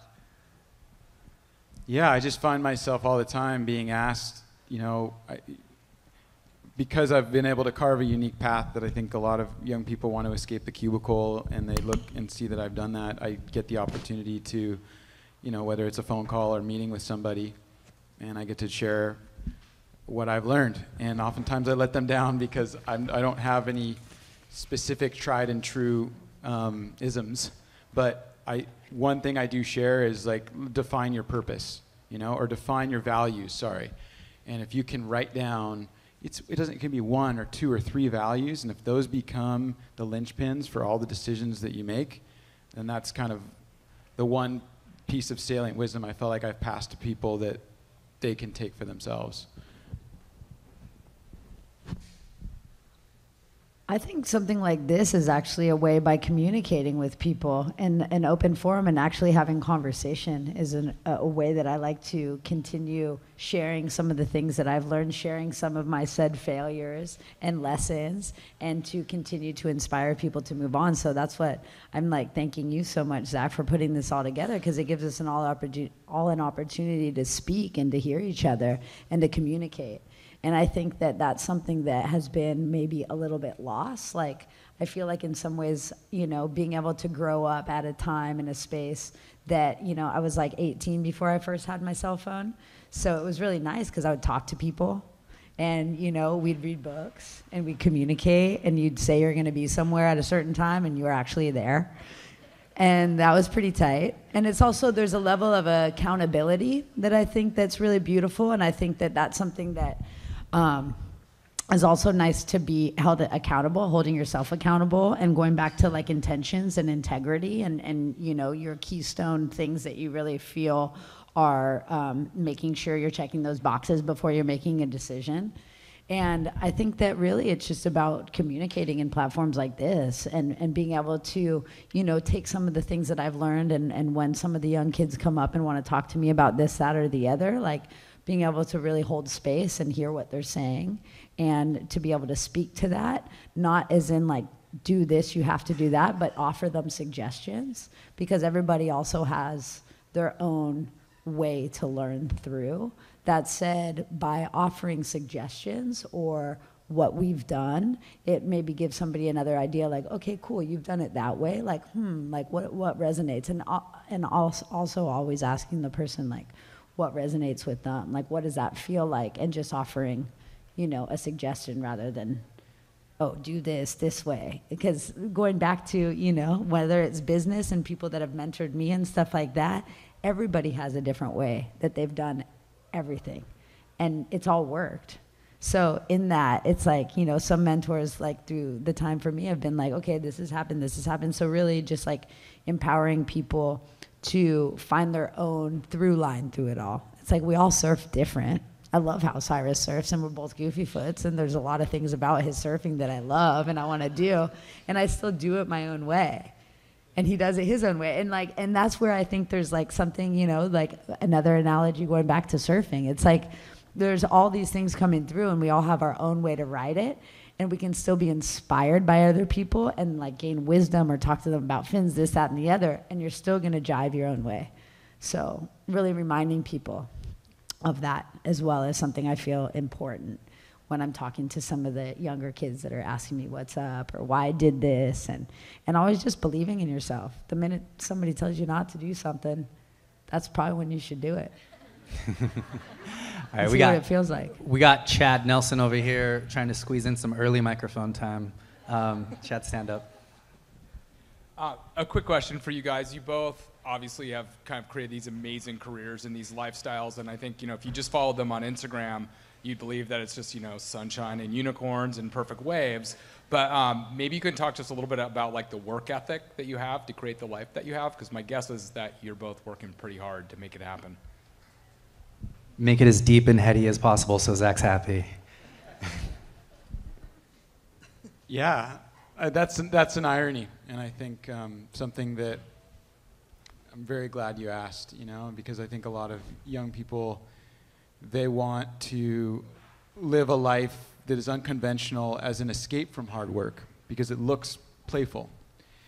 And I always think to myself, if I were to have kids, you know, which I hope to one day, that I would not necessarily glamorize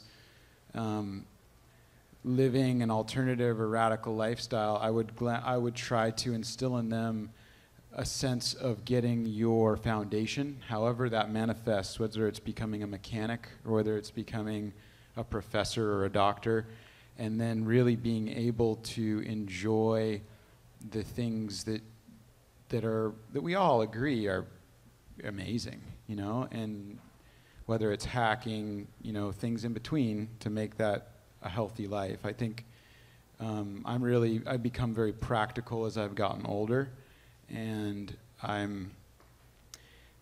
think I entered into this with a great deal of idealism and pain, and that's what pushed me to do a route that not a lot of people have, you know, been successful at, because I did have my parents who were they're teachers, you know, and they could help me through it, talking me through it, and I'm grateful to them and my family for that. And yeah, I just think that there's two sides to this, right? It's not just being expansive, it's also really learning how the system works and how the world works. And it's blending the practicality with the dreaminess and the imagination.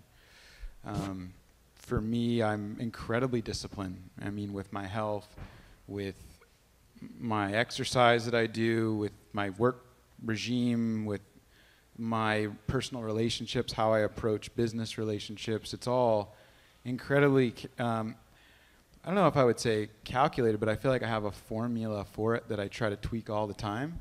And I'm happy to share that with people when they ask me, but it's like, I'm not just, and I don't think either of us, we can both get expansive and we can both talk, and Zach too. I mean, we can live our dream, but it takes a lot of management and systems and processes and protocols to make it happen. All right, I think we're gonna try and squeeze in one more before we wrap this one up. Go ahead, stand up. Well, you want to hear Cassia on that real quick? Oh, yeah. We could do that too. Then we get Richard. You know. Yeah, I'll just speak to it quickly. So thank you for the question, Chad. And I think that, you know, everybody has their own work ethic. Some people work better with people. Some people work better on their own. And I think I was very fortunate, like Cyrus, to spend the majority of my life to this point being able to go ride a surfboard in really cool places. And then there was a space where I actually felt a level of guilt to that, because spending so much time in developing nations, seeing that, you know, I get to go ride a surfboard and I'm staying in this nice place and I have access to clean food and water and luxury. I ended up getting into a space where I went through a lot of like guilt and kind of shame through that for a while. And through that learning process, that's when I left working for bigger companies and I went to go start my own thing, because I wanted to focus my intentions on working towards solutions and inspiring other people to do the same. And that's what drove me. And for 4 years, I barely even surfed. I was like answering emails, trying to set things up, doing this, that, and the other, learning, pushing myself, expanding my mind in different ways, where I felt like I had done so much exertion on my physical body. It was time to like go into the mind and see how I could push myself in new ways. And and just focus on engaging people and living by example. So in that aspect, I went too far the other way because I'm an extreme person. And then I was just working all the time, and I wasn't in my joy, and I wasn't surfing, which is like my life force, and I wasn't really allowing myself that space. And so now I've come to a place of more balance. And in that balance, I can actually focus and get a lot more done a lot quicker with emails, this, that, and the other. And also I'm learning into it, and things that were like, this is the first time I've like tried to like fulfill an order or like whatever, so it maybe took me a little longer than most.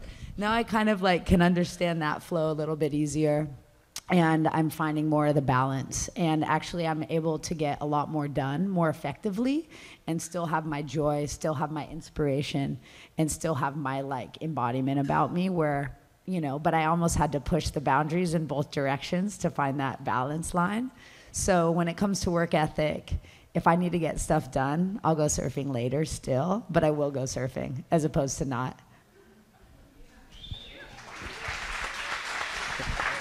All right, that is going to wrap this one up. Everybody, Okay. thank Zach for leading a great conversation, and Cassie and Cyrus for the Thank you inspiration guys. here. Rich, you guys will catch up after. We got. Just want to ask you guys, as you're all kind of heading out, I know it's a long time to sit down and be in the back corner, but if you're going to go out in the back, just kind of try and keep it down so everybody in here doesn't get distracted. I believe Joe is coming up next. Boards made out of upcycled resin. What? They're so cool. Thank you. What? Are you kidding? What? Good eye. Good eye. I can might want to grab a portrait. I would love that, dude. Thank you so much. Thank you. Triple portrait? Yeah, Let's do it. Well, we're gonna.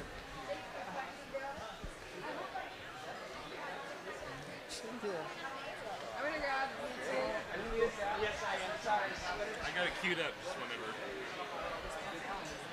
No, we're doing it at Mountain Sea. Yeah. Oh, it's Mountain Sea. Yeah. Oh. Yeah, Let's go for it. Well, you can hop up, and then he's gonna play the video after you introduce him. Okay. All right, we got transitions. Those transitions are always crazy, so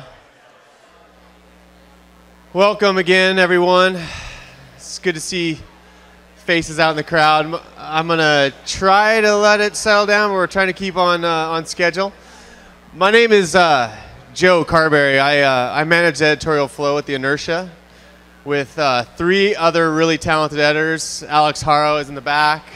Dylan Hayden, who will host a panel later. And Juan Hernandez is running around here asking questions. He's kind of our quasi-host.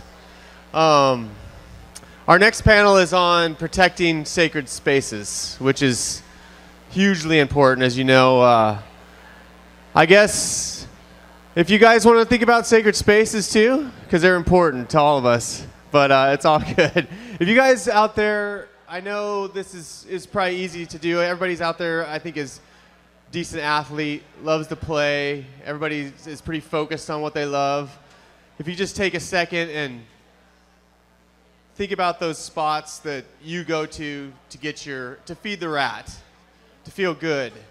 Whether it doesn't even have to be a known surf spot. It could be a little cove somewhere. It could be a set of trees that are north facing and easy to get up to on your skins, and you're pretty sure it's not going to avalanche. It's just a really safe spot, or a single track in the woods. Just kind of go to that spot for a second and think of how many frustrations you've gotten out there. How much of your thought process has gone into those places so you could think about your normal everyday life and how special those places are to you. And then think about those places being degraded or ruined by massive forest fires, sewage spills, toll roads. We all know that those things are threatening the places we love to play. And it's something that we all should think about. And that's kind of what this next panel about. And these people are very qualified to speak on it. Our first guest is Elena Height. She's an Olympian and X-Game gold medalist. Makes her living in the mountains. Lives in Tahoe. We did an essay with her last week, and she talked about the throwaway culture. How status equals more throwaway, which we kind of need to change that, I think. I totally agree with her. And then Chad Nelson with the Surfrider Foundation. Chad's ingrained in the ocean, to say the least. His family is from Laguna. He's a lifeguard, and he took over the Surfrider Foundation. I kind of found this quote on the site, and it was a rad quote. He said, you know, when I went to Surfrider Foundation, I found out that it takes more than government and science to save the environment. It takes people. And I think that was one of the most important aspects I learned from kind of researching Chad and how it speaks to all of us. It takes people. This needs to be a mainstream problem, a mainstream issue. That the environment is about all of us, and it's not just about play, but it is about our sacred spaces. And so Jess Ponting is going to host this, and he's with Stokes Certified. And what he and his crew do is they certify different foundations and events, and to make sure that they're sustainable. We worked with him on our event, and he made sure that our whole event is sustainable and took care of us there. So welcome, guys, and I'm excited to hear this panel, actually. Where is everybody? I think, there they are. Come on up, guys. I always saw something better, just like pushing myself to the next level. Like, that's what makes me feel alive, I guess, is trying to obtain something that feels so unattainable. And no matter how many times I get pushed down, like, for some reason, this goal, it just becomes like all you can imagine and dream about. And even though you want to quit, it's like you can't. You don't even have the choice. We need to face climate change. This is the threat looming that's going to affect everything that we do.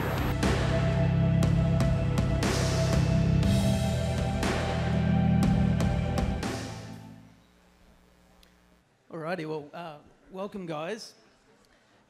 In order to just jump straight in and kick things off, I'm interested to find out from both of you guys if there were particular moments in time where you realized that this is the kind of thing that you wanted to do. So maybe firstly, Elena, was there a single catalyzing moment, an enough is enough moment, when you took the leap into environmental activism? Well, yeah, I think that there was. I grew up in Lake Tahoe, and it's a really beautiful place if you haven't been there.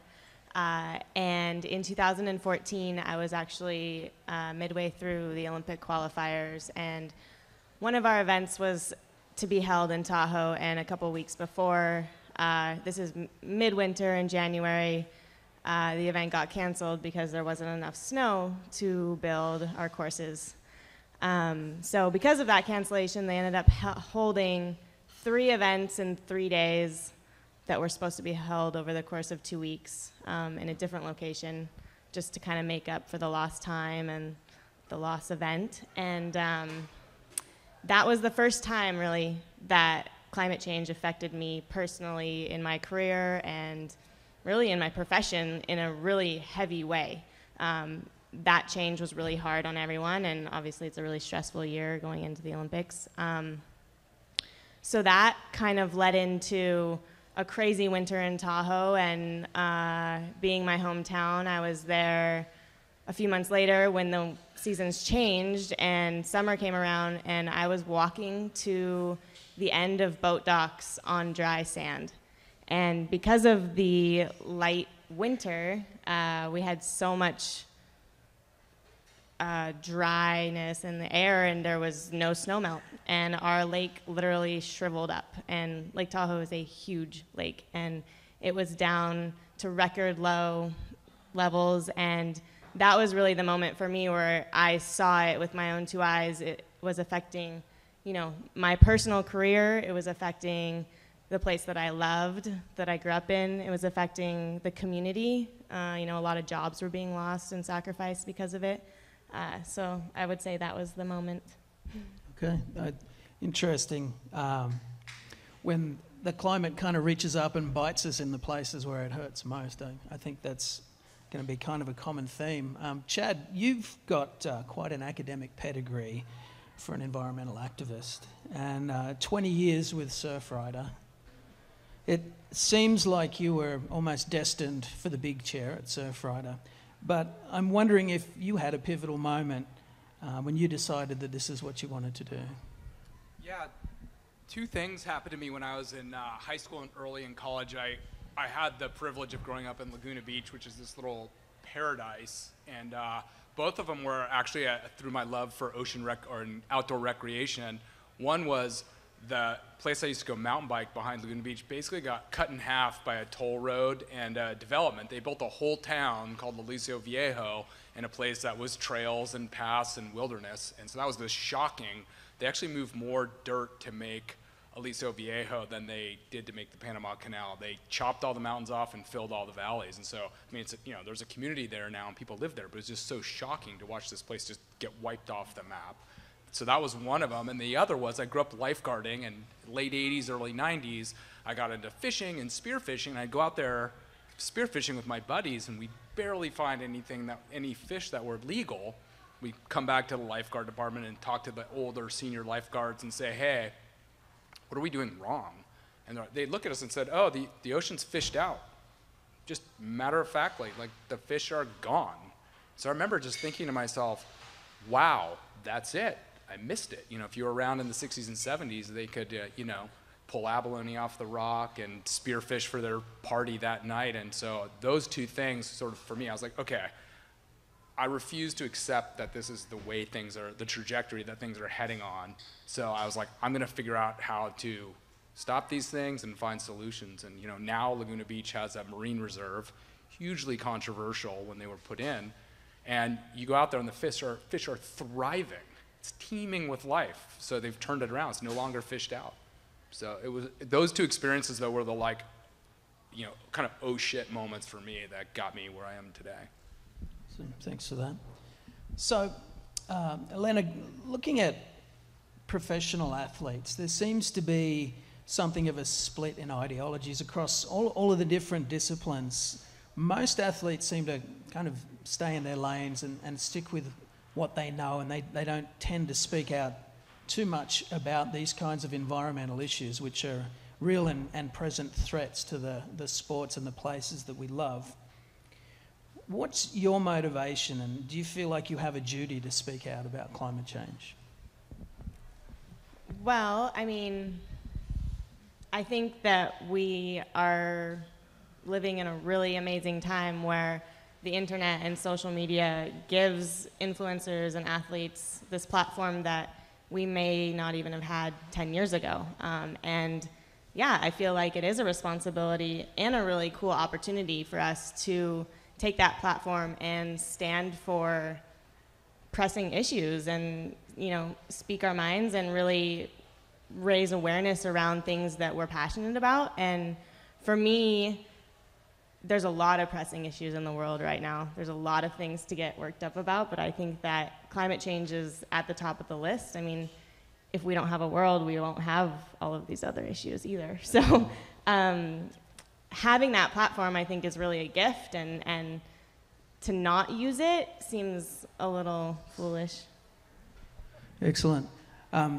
Chad, to kind of take the surfing perspective on this, I know kind of historically, I've been a little surprised at the kind of fairly light engagement with professional surfing and Surfrider and environmental issues.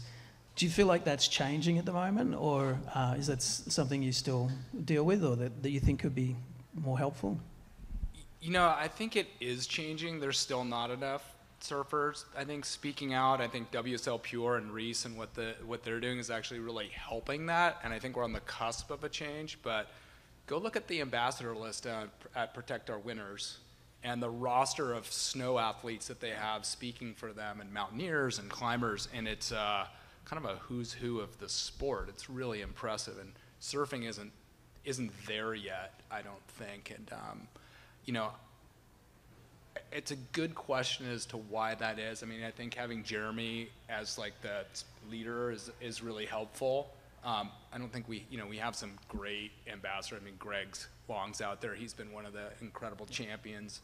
But I think we have a ways to go, and I think it's also our responsibility to get out there and build those relationships. I spent 20 years and 10 years in school to feel confident and comfortable about the information that I'm able to learn and speak about. And they were practicing surfing and being an athlete. And it's a different skill set. So it's incumbent upon us, I think, to get out there and be like, hey, I will educate you, I will help you, I will make this easy so you can use your voice. And I mean, Cassie and Cyrus are talking about fear. I think it's part of this too.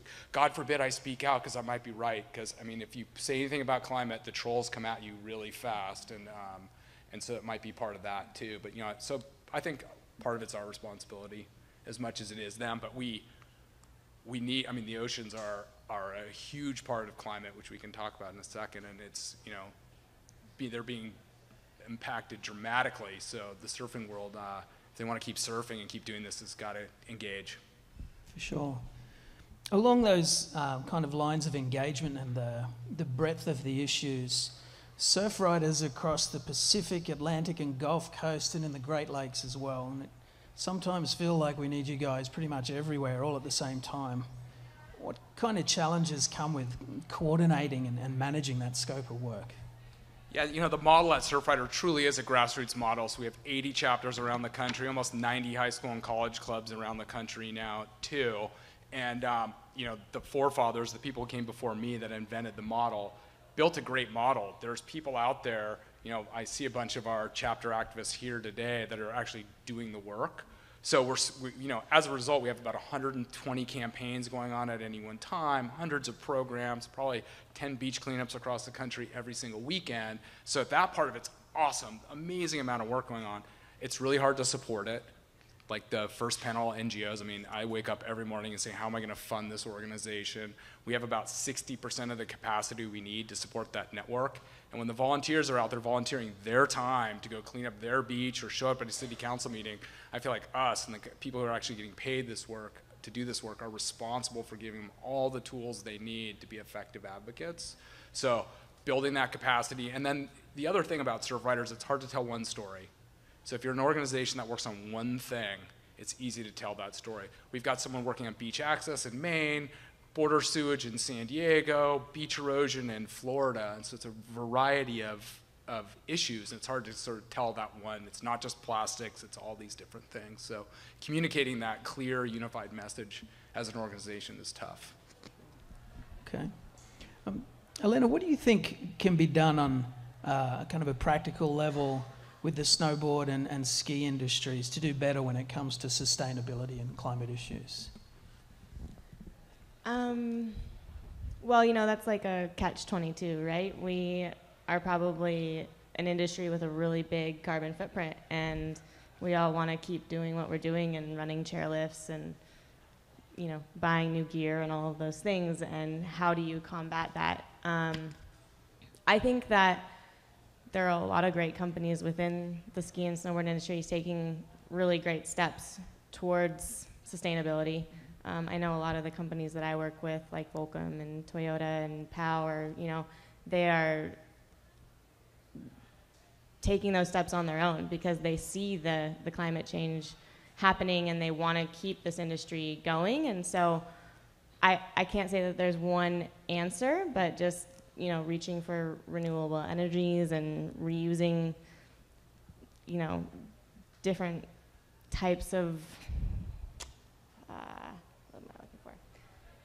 Lots of choices. Yeah, making better choices along the way in lots of different places.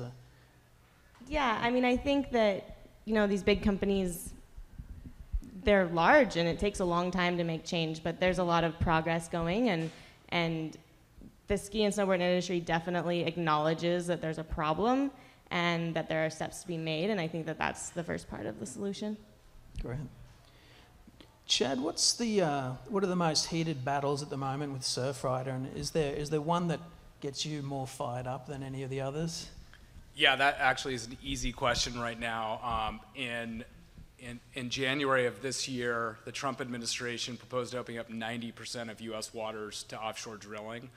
And that is, no question, the biggest threat that we have to our coasts in the United States. All the other good work we're doing on habitat protection, clean water, and plastic pollution will all be undone if they drill off the coast. And it's more than just spills, it's the infrastructure, it's the climate impacts. And so this is the big fight that we have in front of us. We are going to hear in probably November, December after the midterms what the next iteration of that plan looks like. So right now the fight is to wherever you live is to get involved and make sure your congressmen know that you don't want offshore drilling off your coast. So that's the big fight. I actually brought like a bunch of these little pins, which I will leave up here with a little no drilling. Come up here between the sessions and grab one of these things and put it on. If you go to our website, surfrider.org, you can click on a button there and figure out who your congressmen are and call them. Great. Elena, do you have a call to action or a challenge that you might put to folks? Oh. Yeah, I mean, I think that, Chad, you bring up a really good point. A lot of the work that, you know, these nonprofits are doing is really bigger than the individual. I mean, it's really great to have good practices to recycle, to, you know, search for companies that are doing their part to support the environment, but really the big changes come at, you know, the governmental level. And I think that Protect Our Winters, that's like their biggest mission right now, is to get people to see voting for the environment as part of your purpose as an athlete and as someone who loves the outdoors, not as, you know, this political thing that you don't want to get involved in. Because, like you said, everything that everyone's done up to this point to try to combat the trash and, you know, the emissions that are going out are going to be undone if these policies are put in place. So definitely getting out and voting for the environment. Man, I mean, the largest voting bloc at the November 2016 election was the non-voters. So we need to change that. And, you know, the millennial audience, which is inheriting this whole thing, we're also really low turnout. So vote, vote, vote. Thank you for that. Right on. I think that's a good point to hand over to Juan here. I think that's a great time to actually open it back up. We're going to toss it out to you guys. And who's got some questions out here for these guys? Go ahead, stand up. Hey, thanks. So started off with the notion of sacred places. What comes to mind is, you know, the vortexes by Sedona. Everybody in the world goes to Sedona to commune with the vortex. How do we get our recreational environments to that kind of status where people actually recognize them as sacred places in that same kind of world? I mean, I'm sure you're going to say the same thing I am, as, you know, we love the places that we play. So for me, that was the beaches in Laguna Beach. I'm guessing for you, it was the mountains of Tahoe. Every single place is, I'm convinced, is loved by somebody. And so if we all can find it within ourselves to get active and protect those places, and we just multiply that, I think, you know, and what you'll find is other people who love their places, you want to go learn about them. So I think I mean, I'm biased because I think this grassroots way of approach is the best way to get anything done, but I think we go out there and protect our places. And what happens is you fall in love with your place, you start protecting it, and then you learn more about the issues, and all of a sudden, pretty soon you're thinking about it globally. You know, she went from snowboarding and a bad winter to an advocate on climate, you know, so. Yeah, I mean, I think that you have a specific place that you love, and that's really what brings you back to wanting to protect that place. You know, I think that these sports are what get us to that point. It's the reason why I want to protect the mountains, because I love being in the mountains, and I think the best way to start that is really at a local level. And again, you know, I think that our elected officials have a lot to do with what places are protected and what places are not. And so really raising that awareness around your community and getting people to realize that voice matters and that they can make that voice heard. Jess, you wanna chime in with some of the work that you're doing? Talk about the same thing? Sure. My kind of response to that issue, and I think that's a really good point, and one of the other hats I wear is as a professor in sustainable tourism, and I'm always trying to make the case that why are we bulldozing surf breaks and at the same time building baseball diamonds that 20 people use on the weekend when we have surf breaks that hundreds of people use every day? These are sacred space is an incredibly valuable recreation amenities.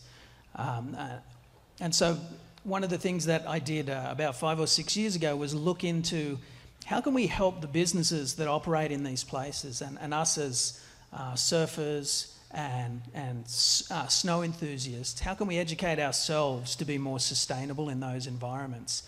And so it seemed to me at the time that there was a big gap in this market for sustainable hotel certifications. Only going for big hotels. I like to stay in surf resorts that don't have too many people.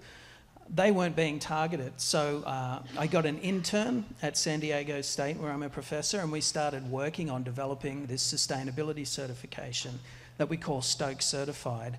And the intern turned out to be amazing, graduated magna cum laude, and now he's my business partner in Stoke Certified. And we certify resorts all over the world. We measure them against more than 130 sustainability metrics, not just environmental, but economic and social, cultural heritage issues. And in this way, we're working with businesses that really don't want to destroy these incredibly valuable sacred spaces. They want to do good things for those. They want to advocate for their local communities and local culture, but they're just not quite sure how to do that. Well, luckily the knowledge is out there. We just need to move it into those right areas. So that's what we're attempting to do at surf and snow resorts, at surf and snow destinations, and increasingly in events in those spaces as well. I don't see any more hands going up. Oh, we got some back here. Never mind. Everybody decides at the same time they want to throw them up. I'm going to go to the closest one to me over here. Stand up. Okay, so you were talking about how the number one problem right now is the offshore drilling. So the way I see it is the problem is that when you're in states like California, you know, that have offshore drilling, North Carolina, those people easily know it's no good and vote against it. So how are you going to reach all the other states, like the inland states and all the other states in the United States that don't get it, don't see it, it doesn't affect them, so vote against it because they think it means money in their pocket even though it doesn't? Yeah, it's a great question. I mean, if it's a red state, blue state question, you know, a lot of the opposition on the East Coast, which has faced this threat twice, is actually really bipartisan, because if you own a hotel on the beach in South Carolina, regardless of your politics, that offshore rig is going to be a threat to your economy. So we were actually able to build incredible grassroots opposition up and down the East Coast.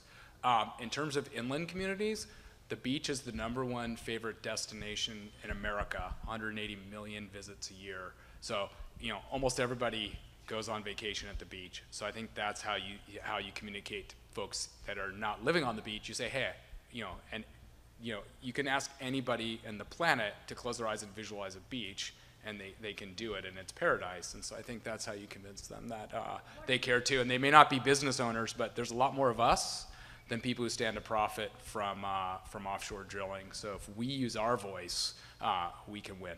Well, I'm just saying, what are you doing and what can we do? Because you're like, oh, right, your senators are right. Well, you know, in California, I mean, they're not going to vote for it. It's like, we know that. And I live in California, so that's where I vote. So what are you doing with Surfrider Foundation particularly, and what can we do, like, to follow your lead or to back you up in the other states in the United States that don't get it? Call somebody tomorrow who lives someplace other than California and tell them this is an issue that's really important to them. They probably don't know about it, and get them to get engaged. You know, I think that's one way. We're also organizing here. I mean, California is definitely not off the map. California state waters go out 3 miles. After 3 miles, out to 200 miles is federal waters. So the state doesn't control that. We're still fighting like hell here in California. And of course, we'd expect most of our elected officials to support that. But there's, you know, I live in Rohrabacher's district in Orange County. He's pro-oil drilling. So his fate will be decided in November. So go knock on doors in Rohrabacher's district or ICE's district, which is Harkey versus a guy named Levin. There's still work to be done here in California, no question, about 60 miles south of here. But, I mean, are you putting out some stuff on social media that we could share? Every day. Surfrider.org. Yep. Chad, we actually just had this conversation specifically about drilling right here in Los Angeles and what just happened a couple years ago, and it always comes back to the same thing for you every time. It's grassroots, it's local, every single time. It is. It's, it's the way you change the world. All right, everybody, give it up for one more panel.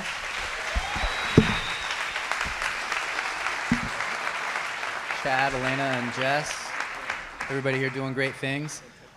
We are going to have Zach come back up here one more time. He's going to introduce our next film. Yeah, we're going to be showing a short film that we made. Make sure these guys get these. So, first off, we made these really cool little awards, and everyone here, there's a rad gift bag before you take off. Make sure you ask about it before you leave. It's got these wax combs. They're all made from upcycled resin from the guys at Rico Surfboards down in San Diego. There's a board on display in the alley. Also, there are bathrooms over there, too, so you're aware. Realize there's some, some logistical issues that people need to be aware of. There's a bathroom over there. Feels good to breathe for a second. Anywho, the wax combs are made from upcycled resin. These awards are made from upcycled resin. They'll just be discarded, but it's beautiful. And this art is also made by Ethan Estes. This is recycled fishnets. And the rope installation is made from recycled climbing ropes. So just a couple cool little details that you would never know unless I told them to you. So I wanted to just communicate that. But yeah, so right now can we kill these lights for the film? Yeah. So we're gonna show a short film. This is with Cassie Metter, with Leah Dawson, with Lola Mignot, 3 amazing women who are leaders and leading the way for women and surfing just generally. And we went down to El Salvador and put together this rad little film. So we hope that you enjoy.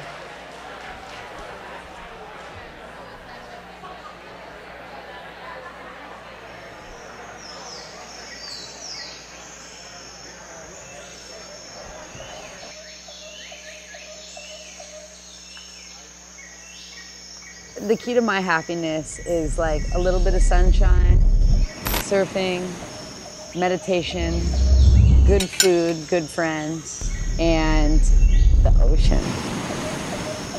It's exciting to be creating and showing people other ways of living. You should live what you love and really explore, have no boundaries, just do it. There is no one guidebook for anyone. Nothing applies to all. So that's the gift of life, is that we get to write our own book.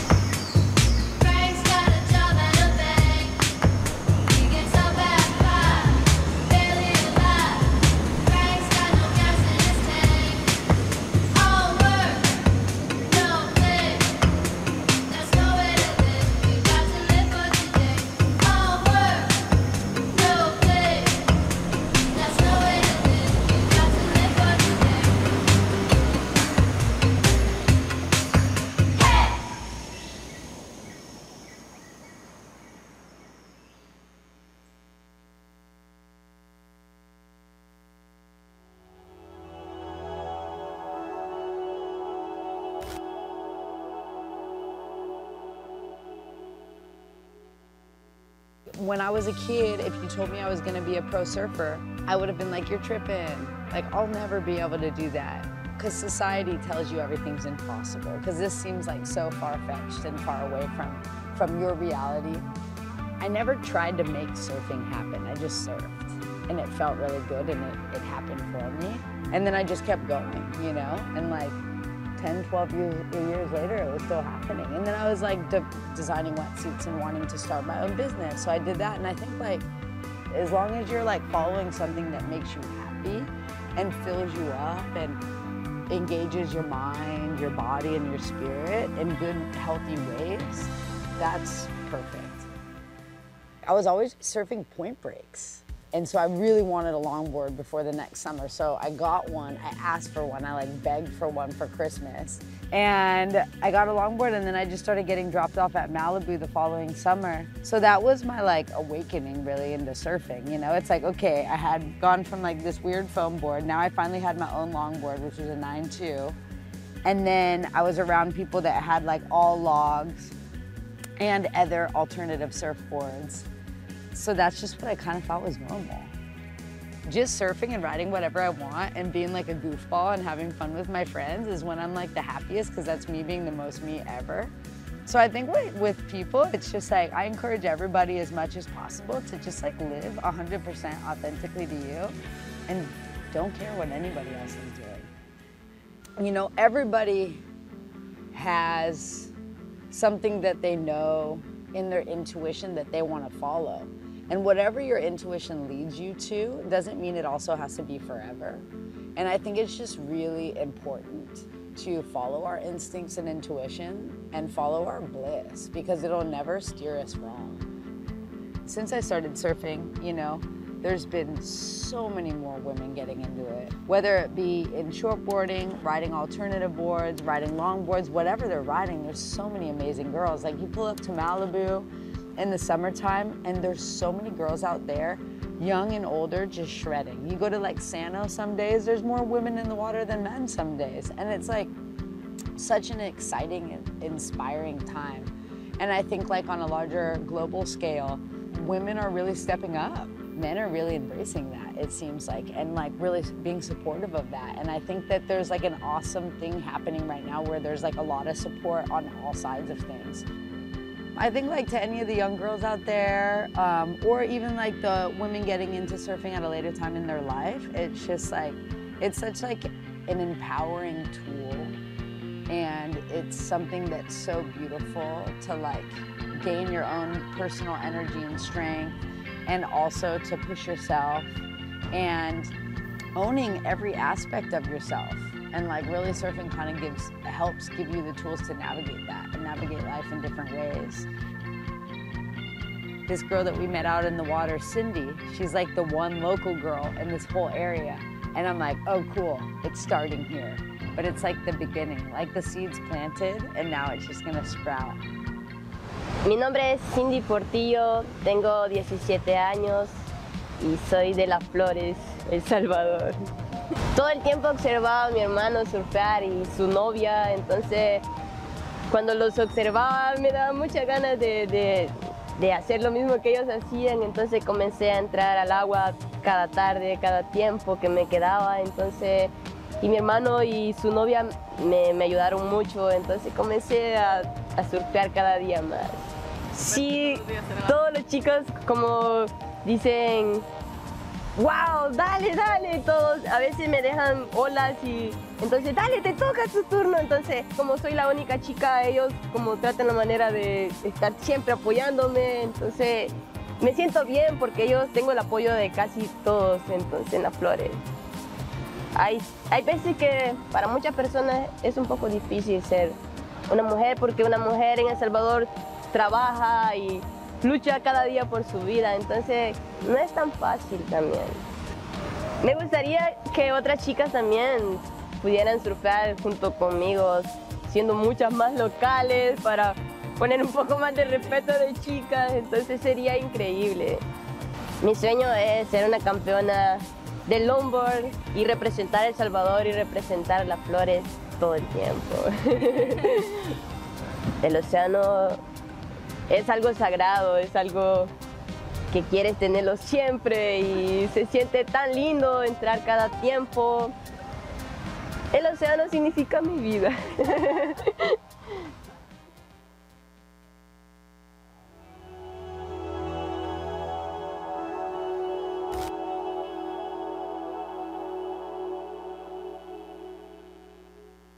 One of the things I love about Lola is she's her own person in every which way. I met her when she was like 14 years old and she like was just like, what? Nah, I'm 14. I just bought myself a one-way ticket. I'm just here cruising. And I was like, you're rad because you just do what you want and you're 14 and you're like not stuck in your head about this, that, and the other. There's like no kind of like fear. You're just like your own person.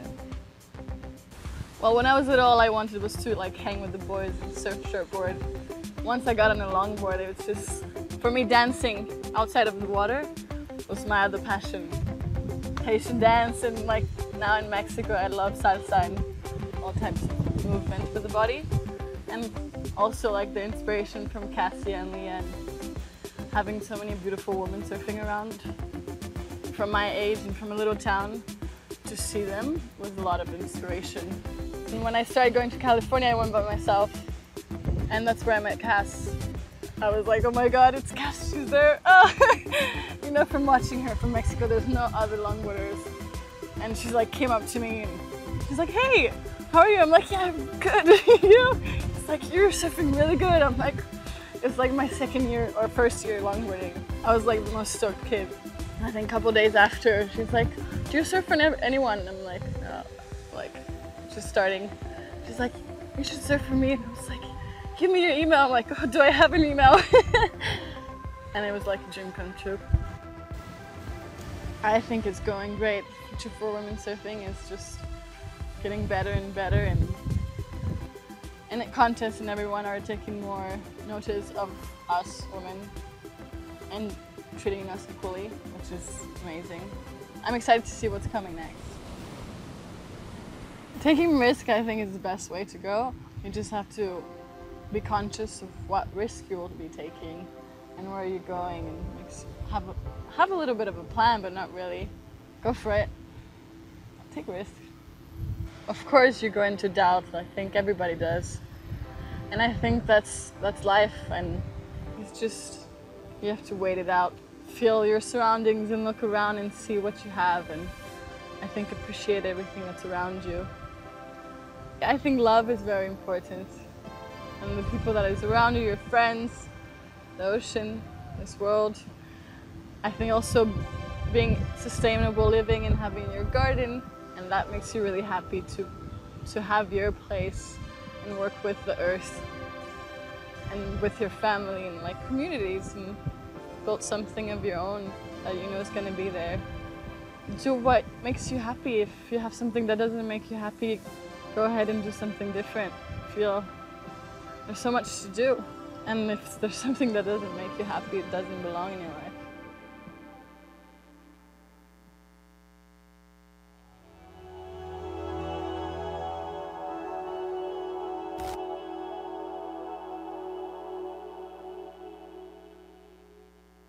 Leah, I think she is such an amazing human being. Like the way she moves and the way she speaks and the way she surfs, it's so unique.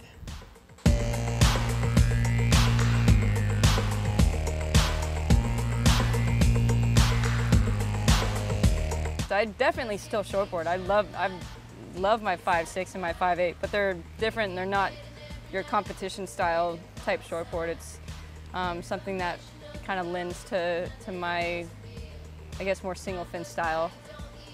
I think that boards have spirits and have feelings, and they respond to love as well. And all these boards that I have are really shaped with a lot of love and a lot of intention, and I feel that for sure when I'm riding them.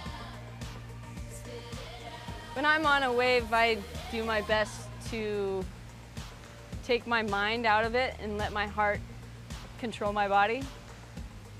Of course, there's technique that I am constantly working on and trying to improve.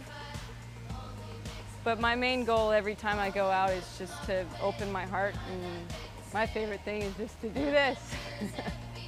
Have my heart open and be in happy praise, you know, unconditional love.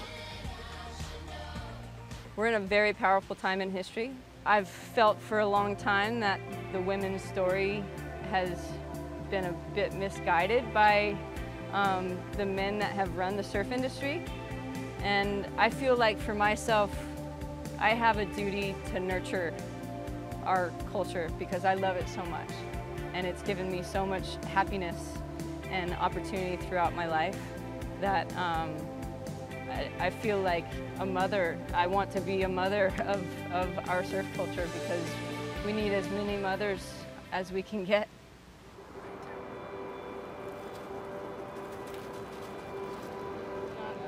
Not okay. Nature says, no, no more, please.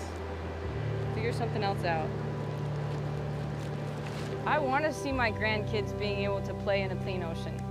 Am I honestly scared of what the Earth is going to look like in 50 years? Yeah. It's more than consumption. To me, it's addiction. We have to get better about what we do with our trash and the trash that we create. A plastic bag is not free. A plastic straw is not free, at least not for the Earth. I think surfing makes us stewards of the Earth and protectors of the Earth. I'm just excited for surfers to really step into that role, and I am doing my best to learn every day how I can do that personally better and more effectively, but even more so, how can we bring each other together so that our voice just maximizes and goes out to the ends of the Earth. With the Changing Tides Foundation, we brought down a few water filters to distribute to the local community here. Clean water is a major issue all over the world, but definitely in El Salvador as well. And you know, giving a water filter away is a very simple thing that we can do to make a large impact on someone that doesn't have access to clean water. Same way as talking to a woman in a local community and sharing your love and your heart with her, and maybe giving her a little piece of yourself that she can utilize to empower herself to keep pursuing her dreams. I think the most important thing we can do as humans is to be true to ourselves and to do what feels good. And a lot of times what feels good is not only good for us, but good for others. And let surfing be our medicine. Let it be our time of worship, thanking the sky and the stars and the sun that we're able to be here and play on Earth's energy. It's not a competition, ever. Even in competition, it's not a competition. It's about celebrating together. And if we are in competition, let it be that we are coming together to celebrate our love for surfing.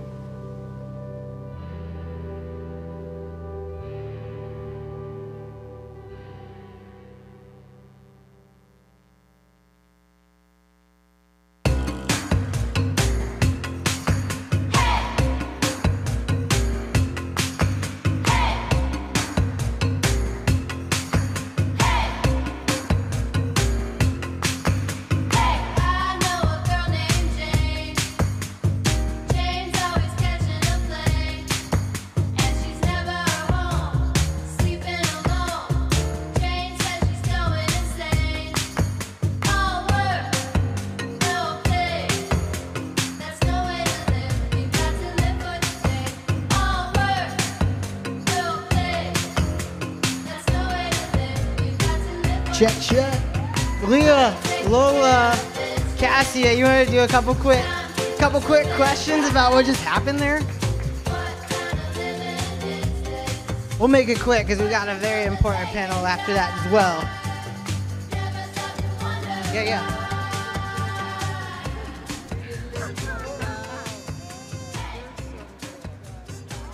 Lola, I saw you in the crowd somewhere. I know you're shy. She made it back from Malibu. I saw Lola yesterday at Malibu, and we both had the biggest grins on our face. Come on, Lola. She's in the back. Well, first off, thank you for going on this trip. Thanks. Thanks to Cass. Yeah. Well, maybe tell me.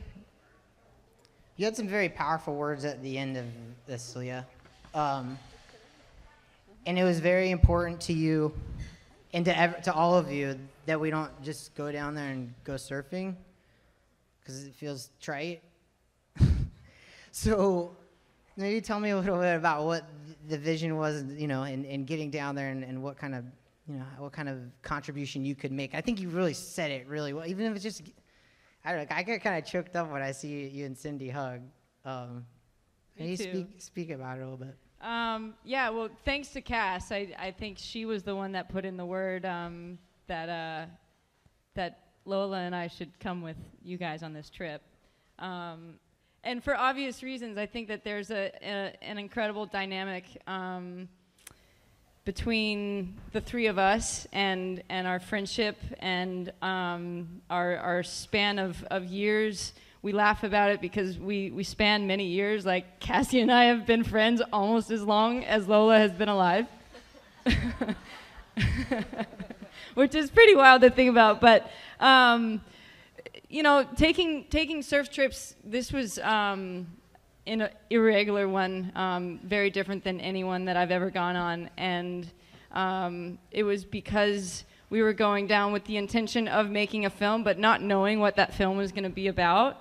And we knew that intrinsically it would just come out, and that when we go to a place with connecting with a place in mind, the universe does a beautiful job of putting people in your path to allow you to do that. And pretty much on the first day, we met Cindy out in the water, and she had the biggest smile on her face. You couldn't not see her.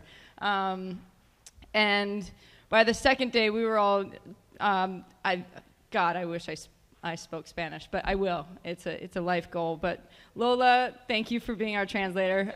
But we were communicating back and forth with her, just really finding out about women and life in El Salvador, and it by like day 3 or 4 of our trip, we realized like Cindy was kind of the purpose of our trip, at least for me. And on our drive back into the city, we were all almost in tears of joy of that moment that you got to witness in the film of us connecting and her sharing her story. And I think Zach will probably share a little bit about maybe a plan that we have to do with Cindy after.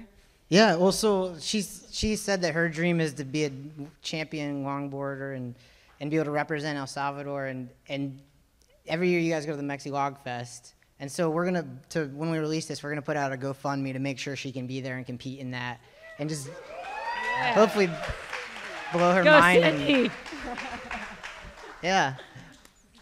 So, but I don't know, maybe you guys could speak a little bit to other elements of to the trip and just being down there and also just being such great leaders. I think not just for women, but for human beings surfing or pursuing their passions, just in generally speaking. That's a weird thing to answer a question about, but it's true. I'm speaking for Lola. No, I'm just kidding. What was it? Having an opportunity to set an example for some people who see this. Because our hope, I think, when we assemble this awesome cast, is like people are going to watch this and they're going to aspire, and it's not something that you intended for, but like people can want to borrow a little bit of what they see and use that for themselves. And so setting that example and how you think about that. Yeah, I mean, definitely like us meeting Cindy really gave us like, okay, cool, this is what we're here for, and how do we like orchestrate and inspire people through this project, and then also give it legs to continue to inspire people along the way. And so what Cindy's doing is really inspiring a whole generation of women down in El Salvador to get in the water and empowering them to get out there and to live their dreams and to not just be like on the beach, whatever, but like get out there. Jess knows, Gypsy's out there. And so that's the thing, and it's just continuing to play it forward. We can all talk about that, or we can lead by example. And I think Cindy's leading by example, and we're hoping, you know, with this film and this project, like we're in the van on the way back, and we're just all like, okay, that's her dream. Like, what do we do with this though? Oh yeah, let's do a GoFundMe, and then give other people a chance to like give somebody their, like, hey, go do this, and then she's gonna see that people really cared about her story, and that's gonna empower her even more, and then she plays that forward. So I really feel that by leading by example and showing up for each other in support and community, it really helps everybody evolve. It really helps, you know, the love and the consciousness spread around the whole globe, and what she's doing for herself and what we've all done to inspire her got her in the water, and now she's doing that for a whole country of women and beyond that. So I think that it's really about that, is just like showing up, holding space, and like supporting each other. And really that also takes like community, and it takes like co-creation, and like you giving us a opportunity to go down and share. Then we got to meet Cindy, and then it all just keeps on going, and it's all from just like being there in support of each other. So I think that was what the trip is about for me, and like I'm just so grateful to see it on the screen and to know that we're going to help Cindy get to the Mexi Log Jam, and we're all going to be down in Mexico just high-fiving. So stoked. So just like grateful that, you know, you're all here to witness it, because also without a witness, what we made wouldn't have legs to keep going. So thank you all for being here too, because it takes all sides. Awesome. And another thing, also the film's alternative, like, I like that there's no rip shredding on potato chips, like, a lot, because I also think that's very challenging to relate to. And I don't know, you've all approached your surfing in interesting ways too. Maybe Lily could speak about. Was it always on? Well, I'm not a big wave surfer that much, but it was beautiful to watch all of us enjoying bigger waves, which doesn't happen that often, and watching Cindy shred like bigger waves than I've ever surfed. Yeah, yeah, we got a swell there. Yeah, but even just the craft, the types of boards that you were riding, and that you see at Malibu, and then you see it feels like it's a moment that's reaching a tipping point right now. Maybe you could speak a little bit about that. It's fun to try a little bit of everything and experience different boards and different waves. And I don't know, you know more about boards. Boards? I think we had like 11 boards between the three of us.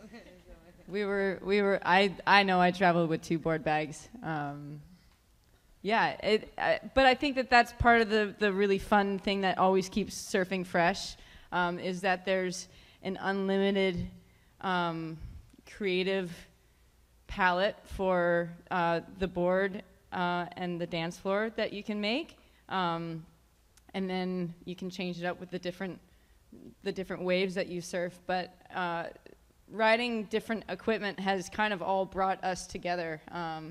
Mainly riding logs and riding big boards with big fins that can take you out.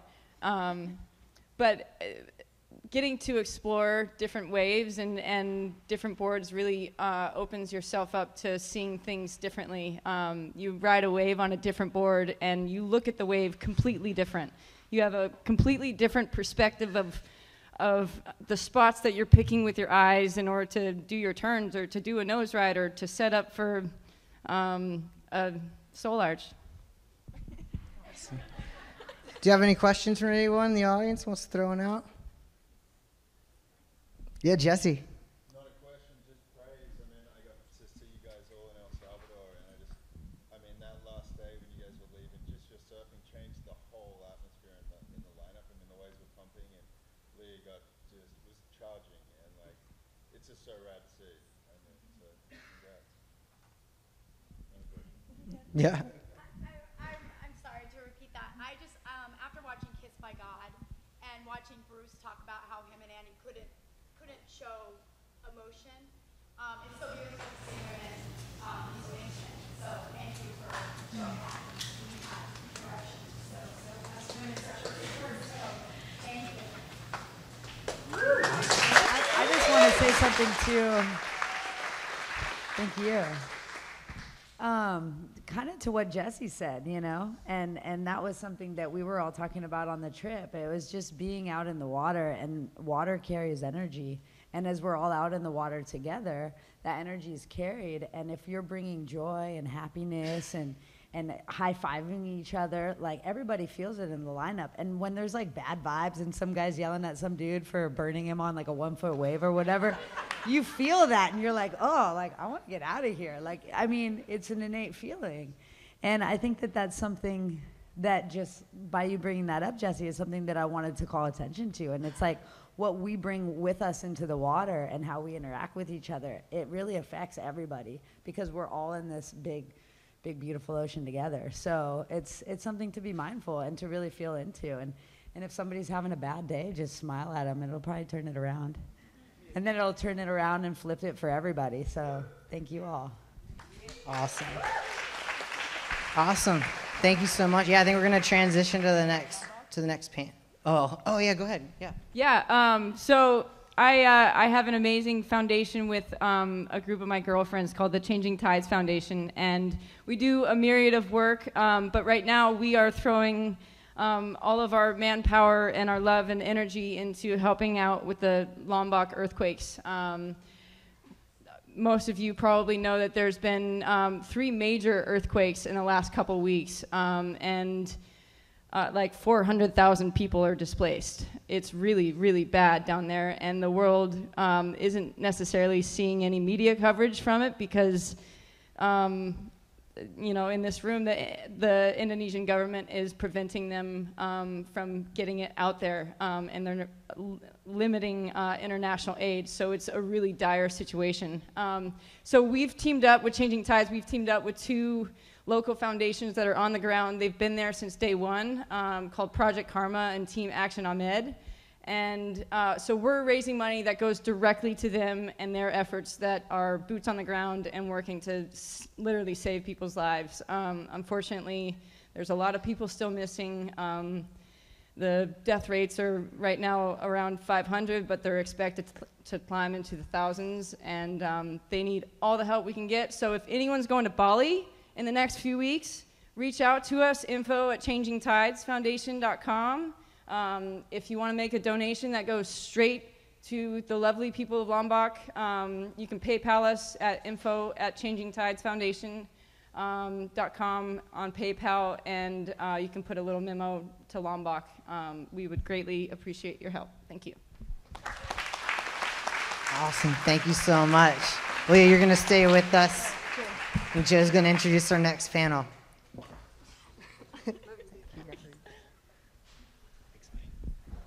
Hey, cool. Hey, Leah, how you doing? This is a perfect transition into our next panel, which is the future of the outdoors as female. Such an exciting time in women's outdoor sports and surf. I know I talked to Jesse Miley Dyer earlier with the WSL, and a lot of exciting stuff going on. And this panel is awesome. These are awesome athletes and fun people to be around. Carolyn Gleich, she's going to be on the panel with Leah Dawson. Carolyn is out of Salt Lake. She's a accomplished ski mountaineer, and I don't know how many people know that world, but and a lot of people have been to Utah. They know the Wasatch. Yes, the Wasatch is amazing. There's a guidebook to the Wasatch. It's called The Shooting Gallery by Andrew McLean. It's a great book, and it documents 90 of the steepest lines in the Wasatch. It's pretty gnarly. And Carolyn was the first woman to complete all 90 lines. So, yeah. She's going to speak to that. And Leah, of course, you saw her surfing. I love the way she rips so casually. It's fun to watch. I've had fun. My name's Joe Carberry. Again, I manage the editorial flow at the Inertia, and it's a privilege to get to hang around these athletes. And Leah and I scored an amazing powder day at Mount Bachelor 2 winters ago. I was late, of course, with my camera guy, and we were meeting Jerry. And Jerry didn't tisk us. He just took off, said, meet us later. So that was his style. That was good. And then Carolyn, of course, she can also paddle really well. She's beat me pretty bad in a paddle race, I remember, a few years ago. So that was awesome. You're going to get a good panel here. Sashi Cunningham, who's a professor at San Francisco State University, I believe, is going to host the panel.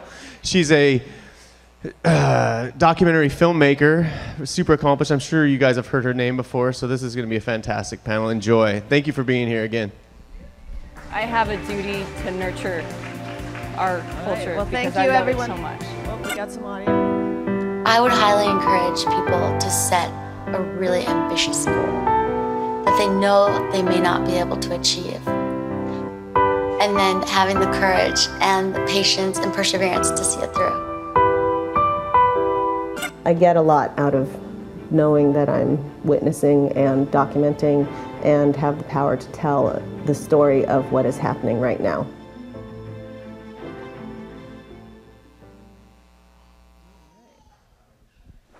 Cool. Well, thank you, everyone. I think it's quite appropriate that this topic is coming up since this whole conference is about evolution, evolve. And of course, what we're seeing right now is a lot of evolution in terms of the gender balance in our respective sports in the sea and in the mountains. And so I'm quite honored to be sitting next to these pioneers in both of their respective sports. I'm just wondering, I think that these sports, though, are still male-dominated. What I think is nice about both of you is that you have, of course, not let that hold you back, but I think on top of that, you're very vocal. I think you bring, it's not about being like the men. I don't think either of you aspire to surf like a guy or ski like a guy. I think you're very proud of being a woman. And so I'm just wondering if you could talk a little bit about what women bring to your sports. Well, I have to admit that when I was first invited to speak here at AWOW, I thought I was going to be speaking more about environmental activism. And so I was like a little bit bummed when I saw that there was like a women's panel at first. But because sometimes I feel like women's issues, we are treated as this separate but equal category, where it's like always separate from what the guys are doing. And what I would really like to see is more equality and more natural integration, because I grew up with 3 brothers, so I'm always used to being with the boys. And so with that being said, I think that, going back to your question, that there is still a sort of disdain of femininity in our culture in general, and I think that there's a way, so then when I reflected more about the panel and this opportunity, I do think it is really next level to be having this conversation, and I want to see it grow and evolve, like you said, but I want to see that we can celebrate leadership and strength and femininity and not see those things as being separate, like not seeing that someone could be beautiful and that's the only thing they can be, but having a more enlightened view of what a woman can be. So I think it's a great opportunity, and I'm way more stoked now. Yeah. I totally agree. Yeah, it's an interesting topic because it has become such a popular. It sucks that it's a trend. Like the Me Too thing is a trend, but it's not a trend. It's a bigger, I guess, showing of the state of our world, and that women are like putting our feet down and saying, okay, no more, and wait a second, like we are equal. We don't need to be separated, but we want to be integrated. And especially in the surfing world, I think women have an opportunity to really showcase their femininity in the most graceful and like from that really mothering, nurturing way. Yeah, women's surfing has definitely ebbed and flowed, but it's pretty much always been marketed to women by men, by heads of, the guys at the top are the guys. And it's not a lot of times the intrinsic female story that's being told. It's kind of, a little twisted this way so it looks a little bit better,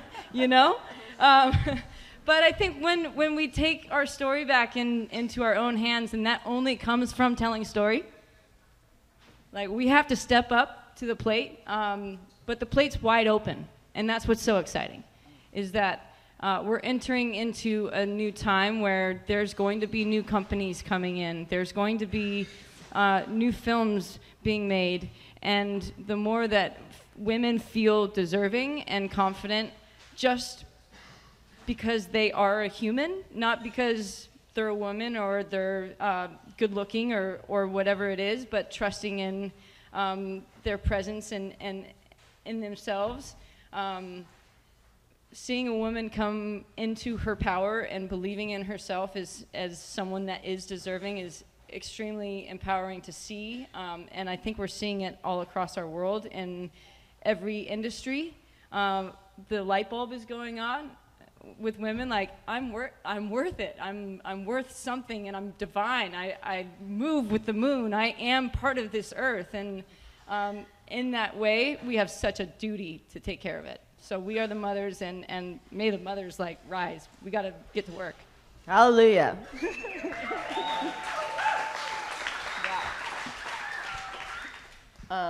So I'm just wondering, amen to that. Of course, you two are fully in your power. It's not as easy for every woman to do this, and it's not just her self-doubt that's keeping her back. There's societal doubt, of course, right?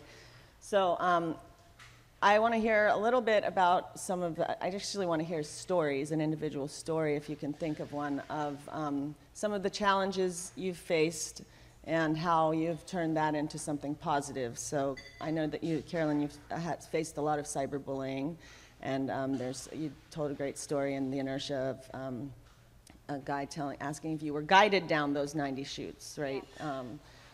So I'm just curious, how, I'm always asked also, like, all reporters, they all want to know the conflict. Like, tell me a story about how the man's kept you down. And I don't think it's that simple, of course. It's like daily microaggressions. It's very complex, right? But I just want you to make it simple right now. Offer a little story that might encourage other people of turning a negative into a positive. Yeah. Well, I had a cyberbully, a cyber stalker, really, for 4 years that would... At first, it started with these really abusive Instagram comments, and I found that they would especially come out if I was writing about climate change or things like that. But it would also come to things that would question my professional ability as a skier. I mean, an example, and I'm sorry if there's any kids in the room, you might want to cover your ears, but it was like, how many dicks did you have to suck to get on the cover of those magazines? So that was an example. And so for 4 years, I'm sorry for the children here, I didn't want to I want to keep this G or PG rated, but, and there was just all these different, and so when they first started coming up, my impulse was to just delete those comments as quick as possible and block the person and just try to move on with my life. And I told myself all these different things about this is what happens when you put yourself out there, and I should expect this, being a public figure. And then after 4 years, I got a phone call on Thanksgiving from someone I didn't know, and they just were yelling at me, and it's the opening of the film. We showed a clip from it. It's called Follow Through. And like, I really wish that cyberbullying didn't have to be my platform. Like, I didn't choose that. I don't think anyone chooses that, because I invested so much emotional energy dealing with that, dealing with the police reports, with the documentation, with overcoming the self-doubt and the negativity and those really abusive, deeply hurtful comments. And I could have done so much with that energy. I could have started a whole company because I spent so many hours working on that. And so I really wish that I wouldn't have chose that. But there was a moment, so after that phone call, I was just trying to figure out how to deal with it. I just wanted to make it stop. And so I asked my community if they knew who the person was. And also with that phone call, I realized that all these abusive comments I'd been getting over the past 4 years, they were all the same person, even though they were from 20 different usernames, because they all had the same threads that came out in the voicemail. And so I asked my community, and I wrote publicly about my experience, and I was able to figure out who was doing that. And so it was really an interesting turnaround for me, because by opening up and being transparent with this thing that I'd been sweeping under the rug, that was how I ultimately got it to stop.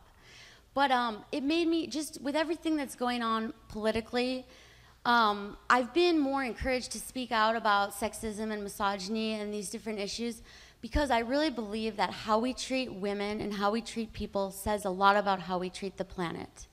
And if we don't take care of people, we are nature. We're not separate. And so we have to take care of people. We have to take care of the planet. And speaking up about sexism and climate change, they're not separate issues. To me, it's just about being a decent person. And so I would really encourage, this isn't just a women's issue. Men have a huge role, and strong male allies can play they can be such a important part of the turnaround. And so it's just like you see something, like you see plastic at the beach, you speak up about it. If you see this sort of sexist culture or these inappropriate actions, like don't tolerate it and call your friends out, because I really believe that it's just our duty to speak up about these injustices.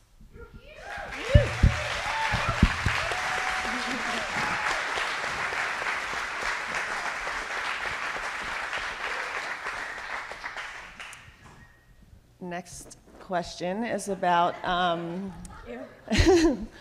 representation. And I think both of you are huge role models, and I'm sure you are always told that you inspire people. I was just wondering if you could, and you know, I firmly believe you can't be what you can't see. I know it's the case for my own story, but I'm just wondering if you could tell a little story of maybe a female role model that helped you, sparked an idea in your head of what you could be, or a fan or somebody that you sparked something. And I think we had a beautiful example of that with Cindy, of course, in that last film, right? But I'm wondering if you could share any stories along those fronts and why it is important that women are out there representing. Yeah. Well, when you say the word mentor, I immediately think of Cassia. Even though she's one of my best friends, she's also one of the biggest mentors in my life. I think it's important for our cultures to nurture each other without attachment to age, and to allow age to kind of dissolve to a point where you're just being human with each other. And it's really coming back to that, as you were saying. It's about being human and about being a decent human and having morale. And I think at the end of the day, morale is the only thing that matters. When we can either be nice or we could be rude. There is a spectrum in between, but Cassia, always encouraged me to follow my own path and to ride whatever boards it was that felt good.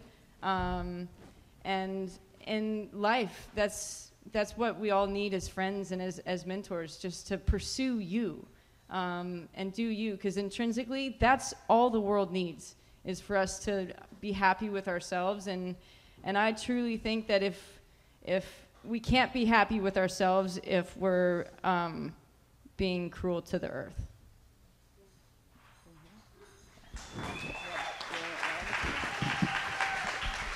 Okay. I'm getting the 5-minute mark. I'm just wondering, actually, I like what you said about the world needing, of your mentors, were your family men. I firmly believe feminism needs good men for us to make change. And so I'm wondering if you could also share a story of how a man has stepped up and helped you get to where you are. Ooh, that's a good question.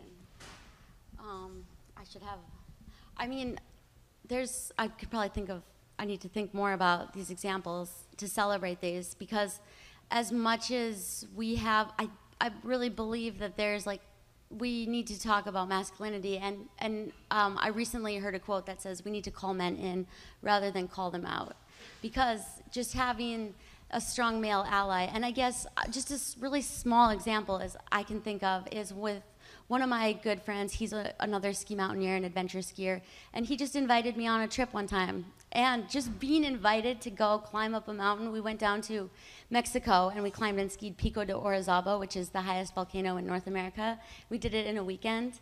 And just to feel included and to be invited to participate, it made such a big difference. And we sort of planned the trip together, and he listened to my advice, and we kind of were co-leaders. And that example, it's a really small thing, but it made a huge difference in how I felt about myself, and to be part of a team and to be part of a crew. That's what we're all looking for. So it's really simple. Just invite someone to participate. Absolutely, yes. Invite someone, everyone out there. Let's talk for a moment about pay parity, hot button topic. Should we get paid the same as men? Do you think so, Sachi? I'm curious. Well, you have a lot going on. Yes, I do. Yeah, I agree. I think it's something that the whole world sees. You know, it's not just in America. It's in my life. I'm sure it's in your life. It's frustrating. It's fuel to the fire. But we're growing, and the light is coming on, and all we can do is be the light. We don't have another choice. We have to be the light. Yeah, I really believe women should get paid the same for the same work. And as much as things are progressing and we're seeing more women in these roles in film and in magazines and in media, but when you look at the top, you still see that a lot of the heads of the companies and a lot of the filmmakers and directors and the people operating the cameras and that are working behind the scenes are men. And so it's not enough just to have representation in media. I want to see women reach the highest levels of leadership across in outdoor sports, in action sports, and in other industries. And I really want to encourage and set an example to other women to stay the course and to stick with it, even though people are going to constantly question your qualification and your legitimacy to be there. Yeah. Woo! I also was really excited to ask both of you, since you both have experience both in the mountains and the sea, but from what I've seen in outdoor sports, it seems to me like climbing and mountain sports are about 20 years ahead of surfing in terms of the progress of representation, and that's just I've had that conversation with other people. I'm wondering if you agree or if you see a difference in the sports and why you think that is, or what we can learn from. I think women surfing kind of, you're not wearing much clothes. So it's obviously going to be a bit more, there's more sexism. And I think it's really been played to, not necessarily for the female culture's benefit. So I think in surfing, we have a lot of work to do in catching up to the mountain sports that are praising their women, and the women are pushing the game. Not saying that the women in surfing aren't pushing the game. They are. It's incredible. It is beyond what I mean, Paige. I think we all can give our, hands up to Paige. But there's women, all over the world that are breaking boundaries and doing things that we never thought possible, and doing things very femininely and gracefully. And I'm just really excited to see what the future has to hold, because I think we're like washing away this preconceived notion of what we're meant to look like, and we're starting to create it again and feel it and flow with it. So I don't know if I would agree with you that, but I think like if you break down mountain sports into more distinct categories, you have climbing, but then in skiing and snow sports, which is where I'm mostly in, I still see that it's not really, I think that there's more, I think you guys, you girls have it better than, I don't know, that's my perception. I mean, it's always, the grass is always greener, but I do see when I was building my career, I've been doing this for 12 years, and I've been asked to take my clothes off for photo shoots so many times, and it's really discouraging when that's how they want to show you. And that's changed a little bit, but what I really see is like a lot of teams still just have the token female, and that creates such an intensely competitive culture within women that we can't support each other when we're vying for that one position. So what I'd like to see happen is like, don't just sponsor me, but sponsor me and my best friend who lives in my area, so that I have a buddy to train with, go on trips with. Like, that will be a real game changer for me. Yeah. You.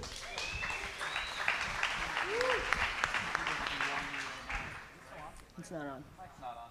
Well, here's what we're going to do. We're going to throw it back out to the audience again. Can it still be microphone from you, Sasha? Thank you. Do we have anybody in the audience who has any questions right now? I'm sure there's plenty of people. We got one in the back. Bear with me in the awkward silence, everybody. All right, stand up. Thank you. I just had a question. I really appreciate what you said about how you can't be what you can't see, and also about the importance of allies.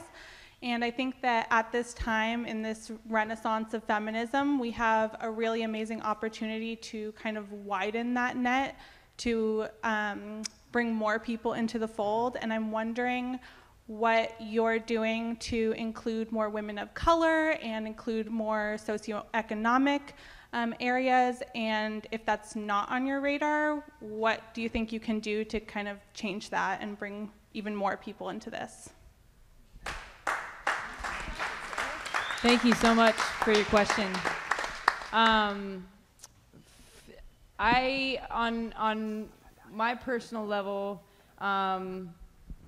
the work that we've been doing with Changing Tides Foundation, we've done a couple women's programs.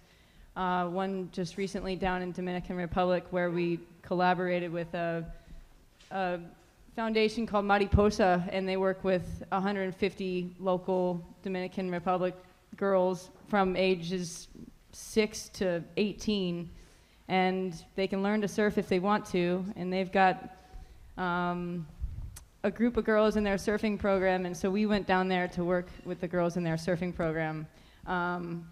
And getting to witness their love for the ocean was the same stoke that I feel, was really, really cool, and made me want to continue sharing the gift of the sea with people that don't have access to it, because I do feel privileged that I get to live my life in love with the ocean, and I know it's medicine for a lot of people, and a lot of people could really benefit from it. I have a dream of hosting women's water weekends, where we can bring communities of women together to learn ocean skills, and bring in people that can't afford to get there, or that want to be there and don't have the means to. That's definitely a big dream of mine, and where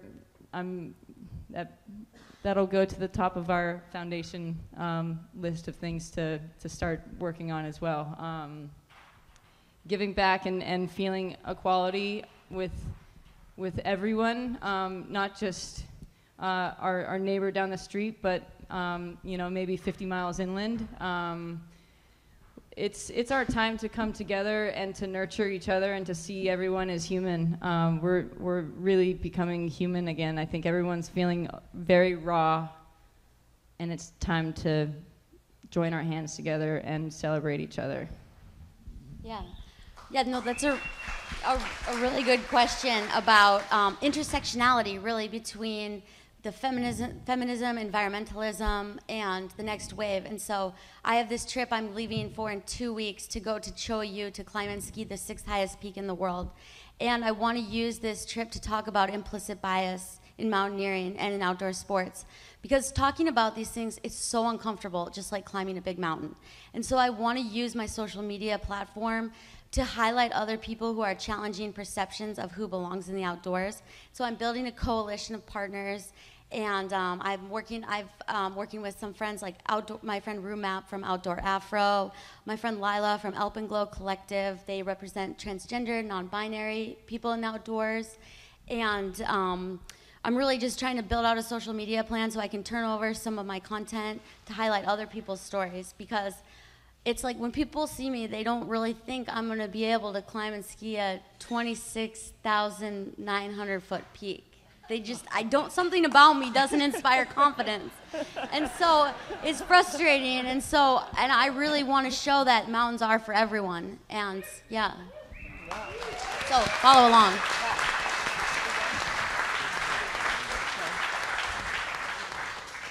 I think we have time for one more question. Yeah, I think we got time for one more.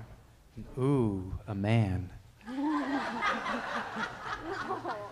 So, as a father of 5, 3 girls, 2 boys, how can I, as a father, one, help my 13-year-old son and 4-year-old son help this?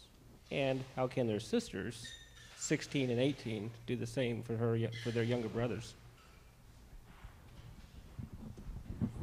Yeah, the men are very important in this role.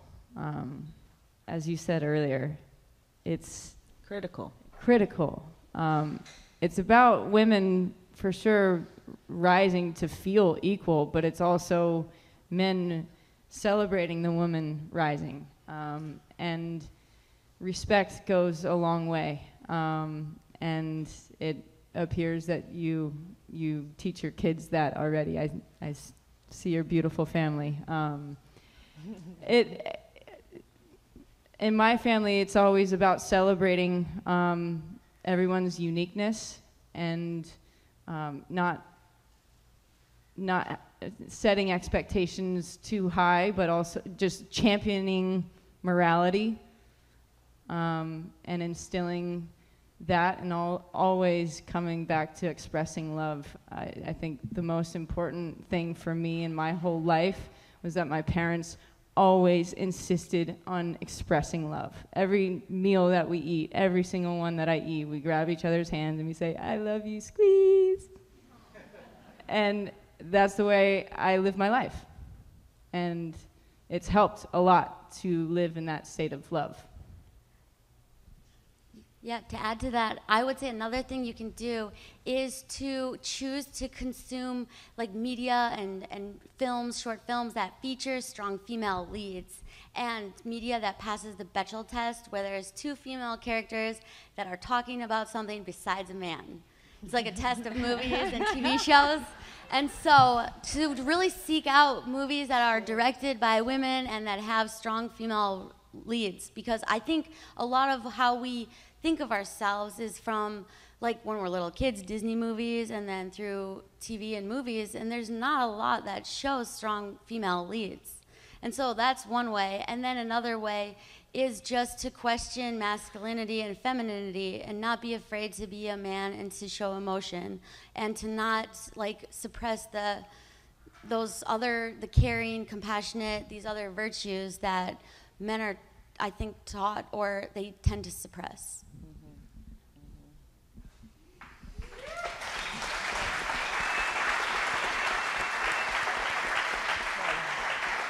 I think we're wrapping up, but to the future.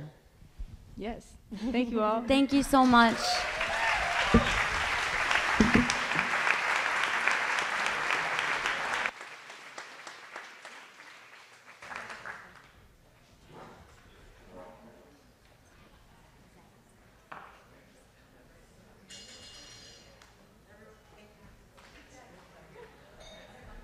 Got the right one. That was amazing. That's what we came here for, in my view. So right now it's happy hour. There's some amazing people in this room, and this is a good chance to. It'd be a shame if everyone just sitting down looking at programming all day. So strike up conversations. Thank you. It's a Michelob Ultra Pure Golden Hour. Jack Symes is going to be playing music out front. And then there's some Cava Bowls, which is the best quick service Mediterranean this side of the Mississippi. Can vouch for that easily. So grab a bowl while they last. There's more people here than we expected, so I hope there's enough food, and really sorry if there isn't. But thank you all so much. We'll be back at 7 with Greg Long and Jeremy Jones and Forrest Shear. Oh my God.